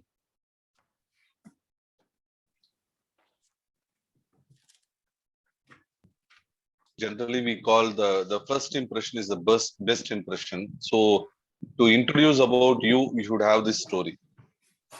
So that goes and Story you settles in their have. mind. Okay, story I can understand. Signature service. It is the essence of your brand. This will be your USP actually. That USP, it will come out from there. Then already it has come out now. In your what you do, it has come out. Why you, it has come out. What traits you bring to it, it has come out in the personality. The energy, how you do it has come out in the energy. The story tells you how you have reached there. What made you, how you have come to being where you are, the story has told. The unique value proposition which you make, that is elaborated here in signature service. That unique value. Because I'm passionate about it. Yes. What did you say, Kanaka madam? Yeah, I'm passionate to do the service. Okay. I think, Dharmesh, let me just jump Yes, in. Dharmesh. Yes, Dharmesh. I think it's a signature service is something which can't be replicated by others. You know, even so if it's it is only- replicated by others, you see, you are not going to be the only person who is going to be doing something in this world. Huh? There are going to be others also who are going to be doing this. As a chartered accountant, Rajalakshmi ma'am is not the only chartered accountant in this world. Or as an IoT specialist, Rajendra Sapra is not the only IoT specialist. As a turnaround artist, Atul is not the only turnaround artist. As a mentor and an advisor for MSME, Pooja is not the only mentor and advisor. Then why is a signature service important for a brand building exercise? Think. It is the conversion of USP into a service, something tangible. Sir, you already told, isn't it? You already told the very first thing you said, what you do. Correct, sir. But now the service is already a tangible thing. Like you have done, you have clientele testimonials. The testimonials will give the service aspect. So That signature service is The signature service, Sanjay, is not important for the world. The signature service is important for you. In brand building, the signature service and the SWOT analysis, which is going to come now, is very important for the person who is creating the brand. Can you think in what way it will be important for you? You are the creator. You are creating your brand. Why is knowing about the signature service in detail important for yourself in your brand building exercise? Because it clarifies to you where to spend your time. You have got lots of things, time. Lots of work is there. Where are you going to spend your time? Because if you say you are a specialist in something and people find you spending your time in something else, then you are giving a wrong signal to them. Just imagine, I call myself a specialist in cognitive science, a specialist in the reptilian brain and how to think and all these aspects which are related to mind games. If you suddenly find me doing a program unrelated to any of these things, how will it look? You will not be able to, you will not be able to relate. I cannot go and do a program on ISO 9000 certification. Sir, can I ask one question? I mean, how will customer know that how much time I'm spending in what? Customer might not know, but you know, na? Huh, I know. Now see the next two will come, then you will know how this is related. The second is what projects get priority. You might get many projects, isn't it? Yes, sir. Which project are you going to give priority to? Where you spend your time will decide which project you will give priority to, isn't it, Sanjay? Okay, so it's an internal. See, the signature service, what service you are going to give will decide where you spend your time. And now you might have many projects, like, I receive requests from my consultant every day for so many different things. Sir, can you give a program on this? Can you give a program? I keep on shooting down all of them. Why? Because they don't resonate with the type of image that I am projecting about myself.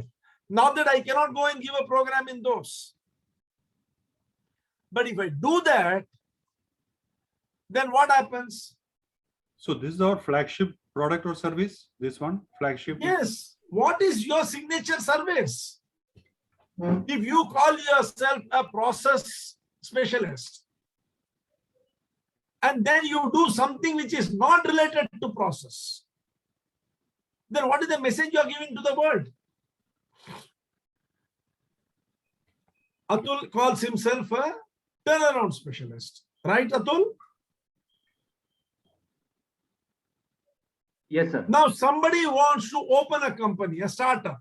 They ask Atul to help. He starts helping them on setting up a startup. Then what are we trying to do?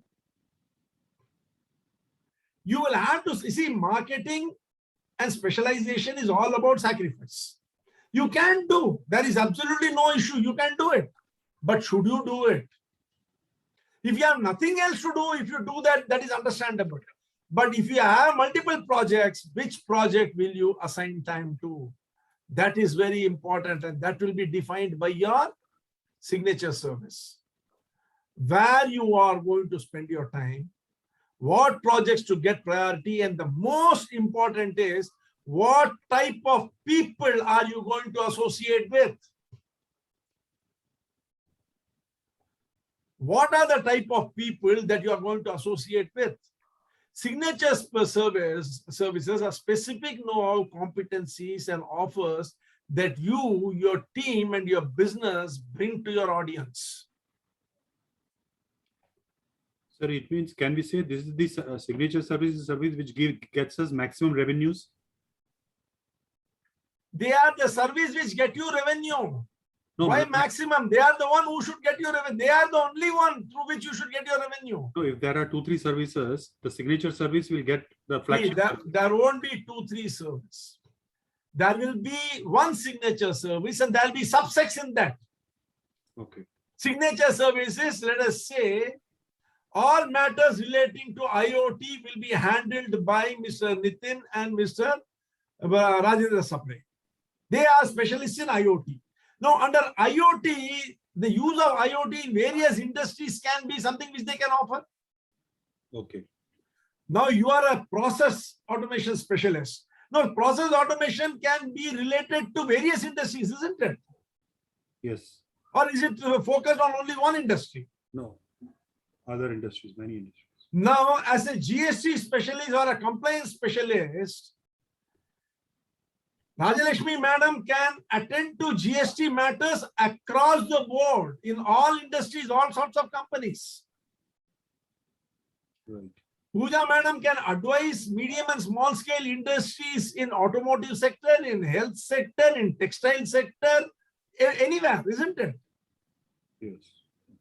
So you see, now we have to decide what is our signature service, and that will help us to understand where to spend the time, what projects get priority, the type of people you associate with.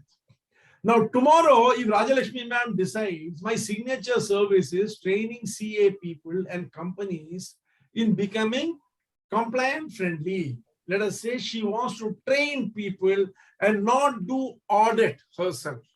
Let us assume. Having done a Diploma Master Trainer course and learned the fine art of training people, now as a chartered accountant, as a qualified chartered accountant with 15 years of experience, she has got both the options. One, undertake clients to do auditing or go in for training. Supposing she decides my husband and son will take care of auditing needs of corporates, and I will head the corporate training and individual training wing of my company. Isn't it very clear now where she should spend the time? What sort of people she should be looking at?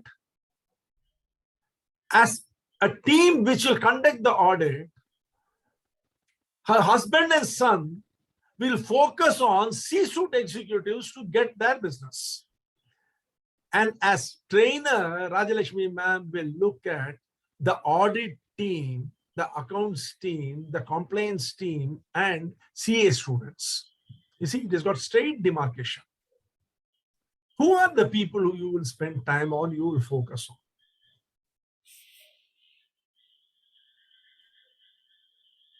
Am I clear? Yes, sir. Yes. Yes. So basically in a company, I mean, 2 or 3 people can have different signature services. Yes. Yeah. If they will have, if the company is, we saw now that all the 5 fingers should not be the same in a team. Right. So if all of them are going to have the same signature service, then why you are having so many people having the same signature service? So it's sort of a specialization role which they are playing. I mean, Obviously, if there is a team of 5 people, see, there is, we look at life as a sailboat which is sinking. Okay, Sanjay? Yes. Life is a sailboat which is sinking. Now there are 5 people there. You are in the middle of the ocean. If all of them are busy catching fish so that they can eat, what will happen to the boat? It will sink. It will sink because water will come in. Nobody is bailing out the water, it will sink. Now let us assume all of them are busy rowing.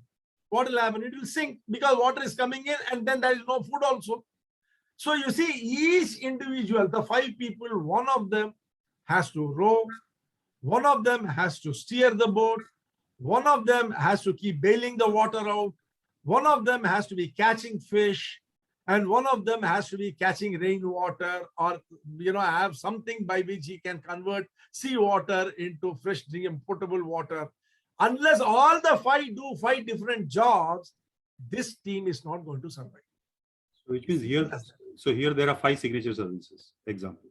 No. I'm not telling there are 5 signatures. I'm just giving you an example, analogy of a boat with 5 people, where each one of them does a different job. Right. If there were only 3 people, then I would have assigned the job accordingly. Since the word 5 came out first, I assigned the job 5 to 5 people. What I'm trying to say is, if a team of 4 members are there, each one should specialize in something which will complement the other 3. Yes. You see, in a company, you require an audit person, an accounts person, a finance person, a sales person, an administrative person, an HR person. Tell me, how will a company with 5 HR people and no other department look?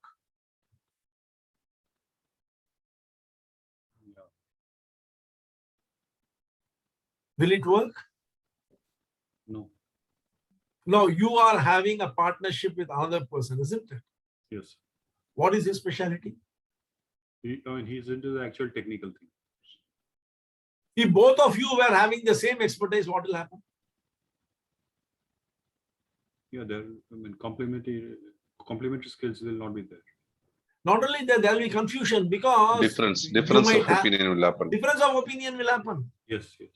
Each one will want the thing to be handled in his own way without realizing that the other person. Just imagine these, blind men, they went and caught the elephant in different parts. So each one said the elephant is of that nature. But if all of them had gone and caught the ear, for them, elephant, all of them, would have been thoroughly convinced that the elephant is only like a fan. Yes. But now, because all of them caught different parts, they could aggregate all of them and come up possibly with a different idea. So it is very important to have complementary teams. So your signature service tells you where to spend the time, what projects to give priority, the type of people you associate with. Why I'm telling this is because, as it always tells, you have got 2 pains. You have to select one of them, the pain of discipline or the pain of disappointment. If you say, I will do anything and everything, you will not be able to establish your brand. And over a period of time, you will become a commodity who will just fall by the wayside. But if you are willing to practice discipline and focus on your signature service by assigning time to it, by attempting to work on projects related to your signature service, and associate with yourself with people who are either in requirement of the signature service or can get you people who will give you the signature service, then you are in a much better position. Now we come to the final step in the brand identity or persona building process, is to examine where you stand. What are your strengths? Brand strengths, a good or beneficial quality or attribute that supports the brand. For instance, let us say Vinod, he is positioning himself as a salesperson, as a specialist in sales. So what are the strengths in him which is supporting him in sales? What are the weaknesses? Offhand, I can tell one weakness of Vinod for his brand is his inability to relive the story and not narrate it. He should become emotional and relive whatever he's telling. Because as a salesperson, more than visual and auditory, the strength required to make an impact is kinesthetic. If you can't touch the heart of your audience, your impact will be reduced. So one of the weaknesses for Vinod of his brand is this. Opportunity. Here lies the opportunity. If we can strengthen this aspect,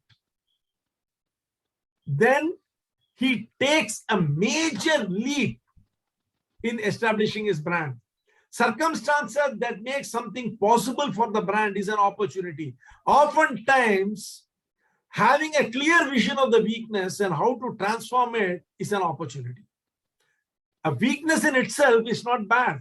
Weakness identified becomes an opportunity.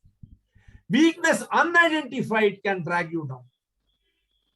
Then threat. The threat is something that is likely to cause a damage or danger to your brand. What can cause a damage or danger to your brand? Supposing, let us say, that Vinod is a person who is very good at one-on-one sales. That is a serious threat now, because the chances of one-on-one face-to-face is reducing. Face-to-face reducing and things going digital. Now he has changed this threat into an opportunity because he has started learning how to, convince people on the digital platform. His presence in this class and in DMT is negating the weakness and the threat which is inherent in his brand, that is of a sales leader. Am I clear? Yeah. Are the examples relatable? Yes, sir. Yes, sir. Now, you will have to segregate your brand into strength, weaknesses, opportunities, and threat. I will give you 14 points. These 14 points you have to segregate into strength, weaknesses, opportunities, threats. You have a weakness. You identify something as a weakness. If you don't know how to convert it into an opportunity, it becomes a threat. If you know how to convert it into an opportunity, that becomes a strength. The opportunity need not for your brand come from outside. The opportunities, threats, and weaknesses and strengths are all inherent in your brand. So try to understand how you will navigate it, as I tell you. Segregate as per brand SWOT. Number one, what are your current competencies? Now let us take, since we have been discussing about Vinod, Vinod's current competency is he understands the pharma market very well. He understands the healthcare market, all aspects of the healthcare market. He understands selling. He understands man management. He understands strategy. He understands revenue generation. That means he has got a fairly good understanding of how to run a business. What competency he requires? Transitioning from face-to-face field to online. That is the competency he requires. If he is already doing it, if he has already done it, then this becomes a strength. If he is doing it, it becomes an opportunity. He is optimizing an opportunity in doing it. So that will no more remain a weakness, that will no more remain a threat. Number two, competitive advantage. The competitive advantage is having a holistic view of the industry as a whole. He is able to see the trends and he is able to give X number of years of experience to it. This is a competitive advantage which he is bringing onto the online platform. That means he is able to offer a hybrid model to the industry, both a face-to-face as well as digital way of sales leadership. Are you understanding, Vinod, what I'm telling, how to look at your thing? Yeah. Are others understanding? Yes, are sir. you all understanding? See, correct me if you are not understanding. Yes, sir. Yes, sir. No, if we have doubt, we will ask you, sir. Mr. Mandar, am I clear? Yes, sir. Absolutely. Okay. Please stop me wherever you don't understand. Yeah. Sure, sir. Third is experience and knowledge. So, is this a strength or a weakness? He has got both the experience and knowledge of both face-to-face, that is field working, as well as digital platform working. Now, how much he has taken from it, that only he can define. He has to assess whether it is a strength or a weakness. What are the unique qualities he brings to it? How technology savvy is he?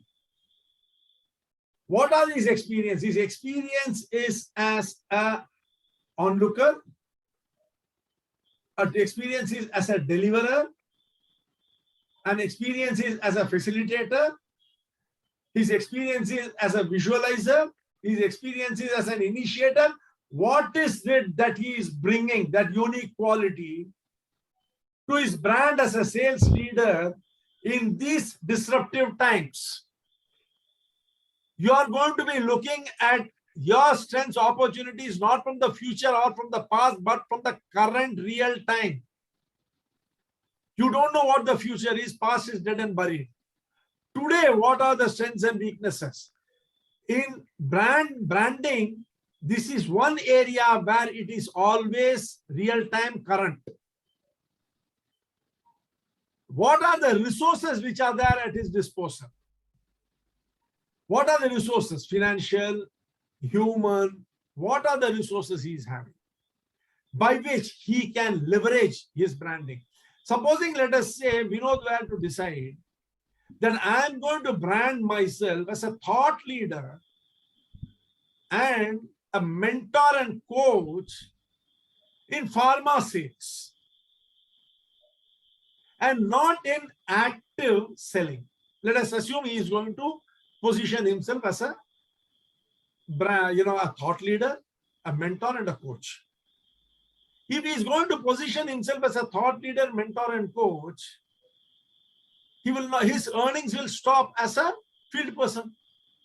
As an active sales leader, his earning will stop. Then he has to build his market as a mentor, coach and thought leader, and then the revenue will start coming. So in between there is going to be a gap. What are his resources which is going to ensure that this gap is bridged? How is he going to run his family? What are his financial resources?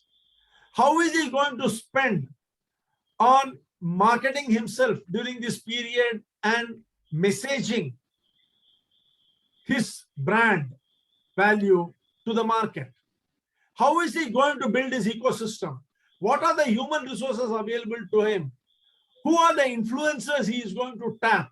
How many influencers does he have in his kitty? All these things will come under resources. Is it clear, Vinod, what I am telling?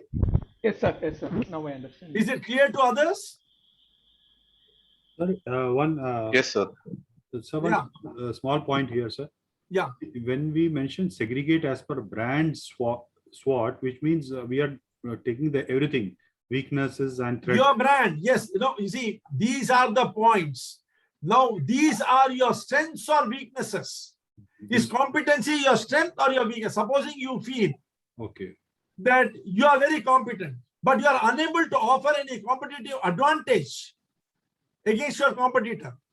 See, you have done that chart. You remember hot, neutral, cold. Yes. Taken two competitors, one weaker than you, one stronger than you. Okay, yes. You have done it. If you have done it very objectively, you will be able to do this very objectively. Okay. If the person who is weaker than you, you have decided, is not weaker than you in competency, but in relationship. And the person stronger than you is not stronger than you in relationship, but in competency. What is happening to your competency here? Okay. In both the cases, your competency is becoming a weakness. Are you understanding, Sanjay? Okay. In this case, what would be example of threat actually in this? Threat could be anything. See, supposing you are on a borderline. Your competency is borderline. It is neutral. It is neither hot nor cold. That means you don't have any extra competency. And you are in a disruptive situation, disruptive atmosphere. Lots of technological changes are coming. Is it not a threat? The environment not a threat to your competency? You might become totally outdated within days. Which means the weakness can become a threat. Not necessarily. This competency might not be a weakness at that stage. Okay. You're not understanding, is it? See, I'll tell you. You are supposed to do that analysis with two other people. Yes, yes. One lower than you, one ahead of you, right? That's right. Now, let us say now you think of somebody, you are doing it with two people. Now take the competency part. In the competency part, the person who is below you, he's not below you in competency, he's as competent as you are. But you are ahead of him because of your relationship with the influencers. And the person who is ahead of you, he is ahead of you because he is far ahead in competency, and even the influencers are unable to pull you up. Such a situation is possible, isn't it? Yes. Yes. Now, when you do your competency mapping here as a strength, opportunity, weakness, and threat, where will you put your competency? Okay. That becomes a... It will be opportunity. It will be weakness. Weakness. Now, if you know how to correct it and come to the top, then that becomes an opportunity. You know, all these 14 which we are going to discuss can appear in more than one of the segments that you put it in. It is not necessary it has to be only in one segment. It can be in multiple segments, 2 segments. The whole idea is you need to be able to clearly understand this is my weakness. This is what I need to do to convert it into an opportunity. This is currently not my weakness. I'm okay with it. But if I don't do something, competition can kill it. And that is the threat that this item faces. So competency will go into threat.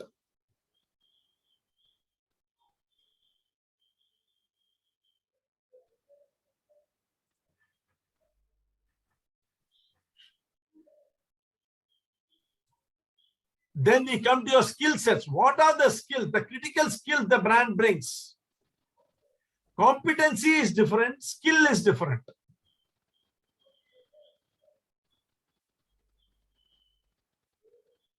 Do you have any geographic advantage?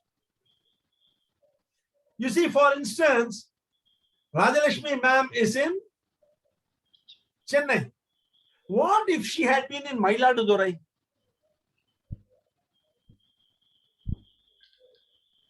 What is your village, madam?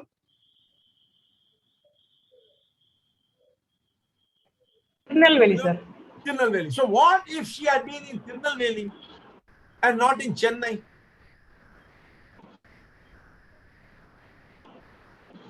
The opportunity is not so adequate like what she has been exposed now. You see, her growth would not have been what it has been. And second thing is, the proximity to her catchment area. She is a chartered accountant. A chartered accountant requires business houses, headquarters, to be where they are more often than not. Not that she might not have some clients outside Chennai. She might have clients outside Chennai also.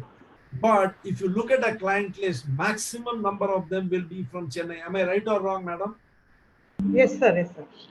So you see, as a chartered accountant, being in a place where your catchment area, your target segment is lot available is always better. Education and accreditation. What sort of an education and accreditation support do you have? You know, supposing I were a doctorate in management, I had to write Dr. Arun Subramanian, doctorate in cognitive science. What would have been my credibility? Even if I talk nonsense, people will accept. But now I have to talk 10 times more sense for people to say, okay, maybe this guy knows something. We'll wait and see. We'll wait for some more time. But if there is a doctor in front of it, then nobody will dare to question. If we know where to tell, so you are having diarrhea, please take ofloxacin. You'll say, Vinod, are you sure about what you are telling? But tell me one thing, have you ever asked your doctor, ever in your life, even once, doctor, are you sure of the prescription you have written? So education and accreditation is very important.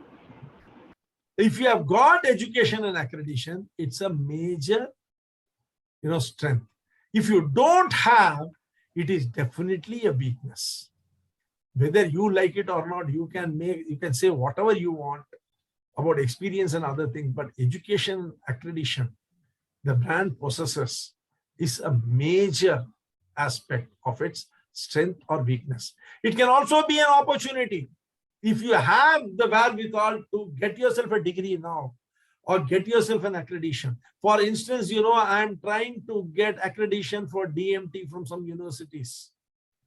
If I get it, it will be a major boost for Diploma Master Trainer.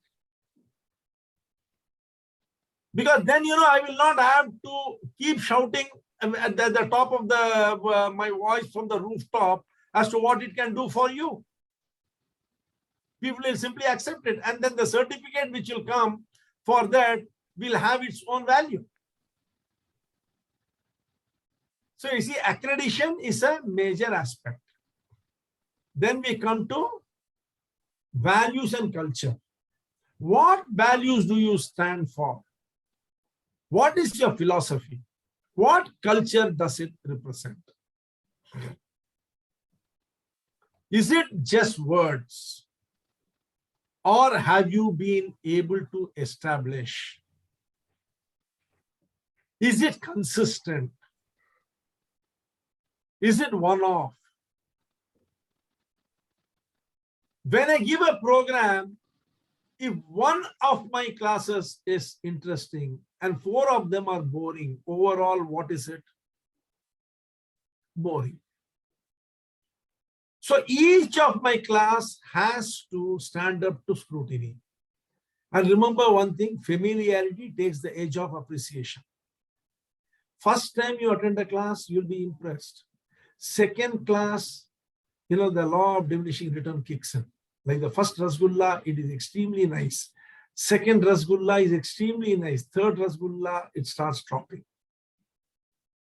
By the time you eat the 10th Rasgulla, you don't want to look at a Rasgulla. So values means at every step, even at the 10th Rasgulla, the damn Rasgulla has to taste the same. That means how much more value it has to give.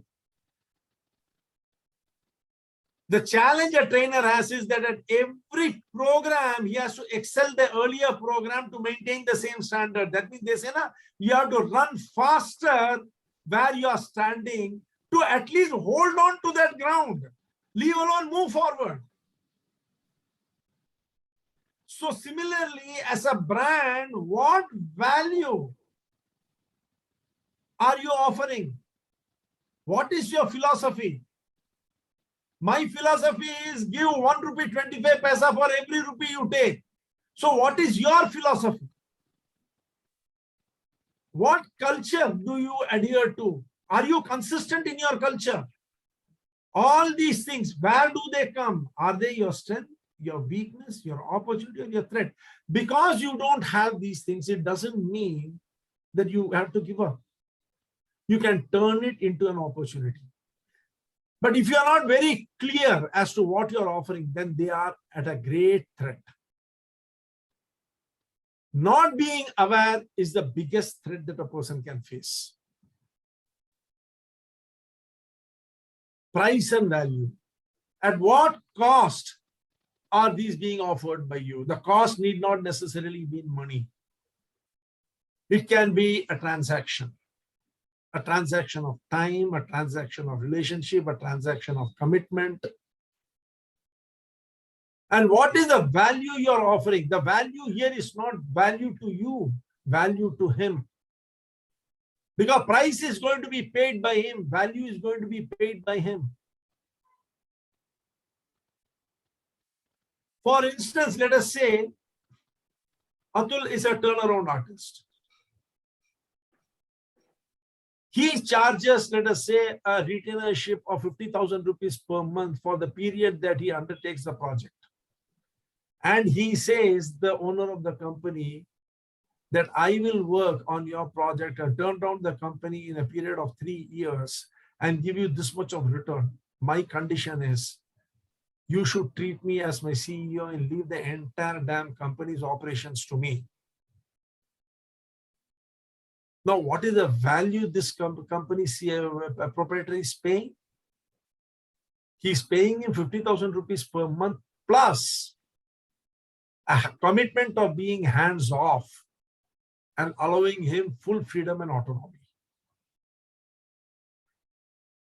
Some people can work only under those conditions.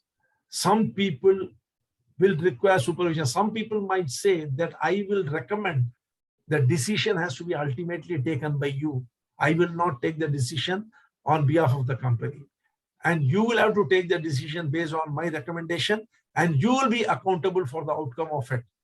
Then the value is different. Are you people understanding what I am telling by value? Yes, sir. See, you should be very clear why I am telling what value they are going to pay. You have to decide it, because what is the condition under which you will partake of transacting your brand with the other person. So value is also affected by autonomy. Like if you are autonomous. Need not be. See, for instance, supposing, let us say Rajalakshmi Madam is there. She is a chartered accountant. She tells that my retainership is 25,000 rupees per month, and on submission of the tax return and internal audit, on the statutory audit, you'll have to pay me 5 lakh rupees. And I will not certify even a single voucher which is not, validated. Now the company has to decide whether they are in a position to create an account where each and every voucher is validated. Because many companies, they don't have vouchers at all properly. Am I right, Rajalakshmi ma'am? Yes, sir. That was a great challenge for us now. After this online has come, they keep everything on cloud, and they don't have physical documents or supporting documents. Very, very challenging time we are facing now. So you see, now the value she is asking. If a company is unable to do that, then how will she conduct her audit? Her contention is, how do I trust you? You are a businessman. If you are going to maintain total transparency, I am ready to interpret the law to your advantage. But if you do not maintain total transparency, if I have to spend sleepless nights whether I am getting into trouble, how will I be able to do a due diligence? She's right. So you see, what is the value? What is the price?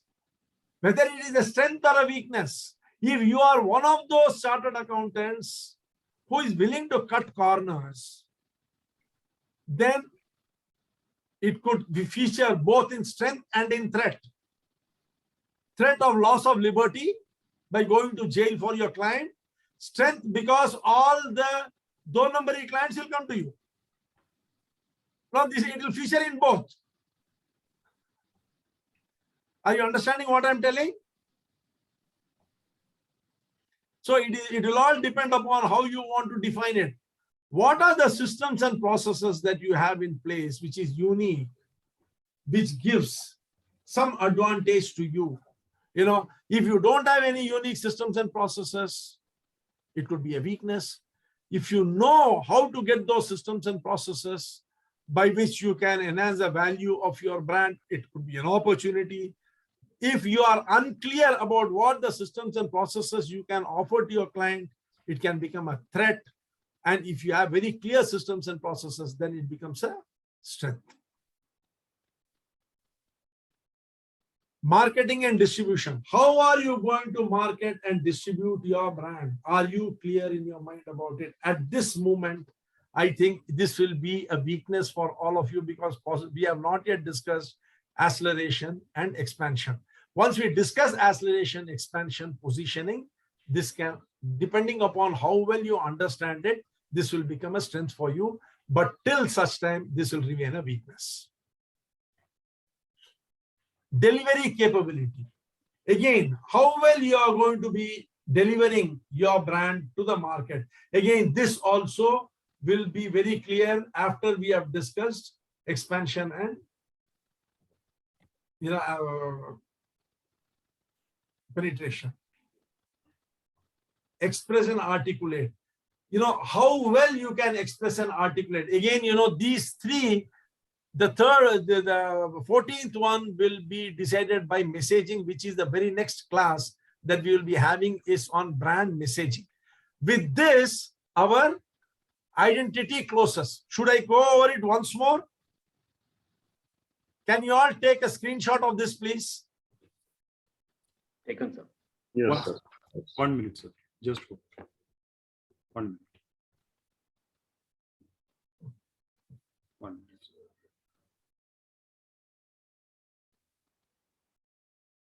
Can we have the previous slide also, sir? Yeah, yes, sir.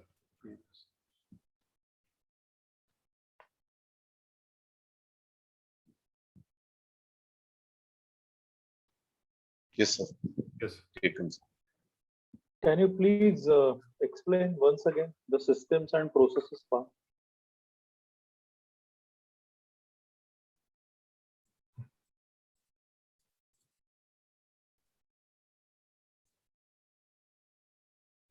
What are the effective systems and processes that the brand has in place to drive its message and about itself?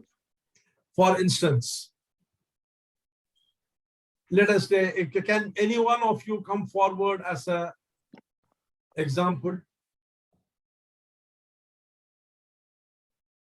I'll take it, sir. Mandar. Okay, so what is your specialty? My specialty is basically domains and project management. Project management, right? Okay. So you are a specialist in project management, planning, right, execution, and monitoring. Am I right? Yes. You design milestones, you design deliverables, you design resource allocation, you design, monitoring of all these. Right. If I'm not mistaken, you are a maker. You do it hands-on. Right. And you have a team of people whom you direct and through them get the balance done. Am I right? Yep. Now, you must be having a methodology by which you are doing it. Yeah. Now, when a company comes to you and says, this is my project, okay, how can you help me? You have to articulate to them how you will help them. Right. If you just tell them, I will schedule the project for you, I will decide upon the financial requirements at various stages, I will plan the deployment of manpower, I will monitor the execution of the project, and I will give you output on where the project stands on a month-on-month basis through milestone management. If you tell this to them, will they accept? I don't think so. Because why? Because that is what is expected. They will not accept it because you have not told them what process and systems you will adopt to do it. Are you understanding now? Yeah. I'm just telling what I will do. I'm not telling how you will do. You will have to tell them. This is how is the system and process. Is it clear, Mandar sir? Yep. Yeah. So here, like if there are two different states with two different policies, government policies, so that will not affect the external environment? Whatever it affects, Sanjay, you are a brand, right? Okay. When you are going to be promising something, you are going to take into account not just what the government wants, you are also going to take into account what you are capable of doing, what the limitations of your client are, what the current context is. In all these things only you will decide, isn't it? So these 14 points are comprehensive. Like, I mean, these These are 14 points, these 14 points are for the brand. Yeah, for the brand. Yeah. For you as a brand. Okay. What are your competencies? What is the competitive advantage you are offering? Now, your competitive advantage, value, price, the value that the client has to, the ecosystem has to give you in return for your services. All these things is dynamic. From day to day, it will change. Yes. See, January 2020, we were not a digitally driven nation. Right. Today, January 2021, 70% of India is driven digitally. So it has affected systems and processes. Actually. Everything it has affected. No. So you see, it's a now how do you know January 2022 what is going to be the scene? Our dear friend is already lurking. Omicron. God knows what he will do. Half the people are telling, don't worry. Half the people are telling, worry. I don't know. I only say, when is my next program? Because I have to worry the day this COVID variant can jump out of the screen. Then I will worry. So you see, all these 14 are for the brand. Now add it to what you have. It is 10 or 10 now. So we will close for the day. It appears, my dear friend, the course will not be complete in 6 days. I'm sorry. It might go on for one day. We will decide maybe the Saturday after that, we will close it. Because at this juncture, I don't want to rush because the acceleration part of it and then the, becoming an authority in branding, both these things are left out that we have to complete. It will take 2 days. Now, what I'm suggesting is, if possible, spend some time tonight on your brand story. Why the brand story is necessary, you must have understood, because it is a summation of everything which is happening. Once the brand story is over, you will have to create the signature service that you're going to offer and identify where you're going to spend the time, what projects you will take, and who is going to be the audience that you will be focusing on. Tomorrow, we will start with the messaging part of it, tomorrow morning. Any questions on today's points?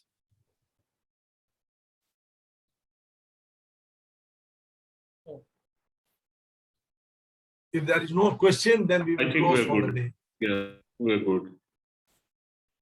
Just okay, then. To understand things, and then probably tomorrow morning we will have to. Yeah, another thing is, you see, don't worry. Even if the course completes by the next Saturday, our relationship will continue. Yeah. Great. Great.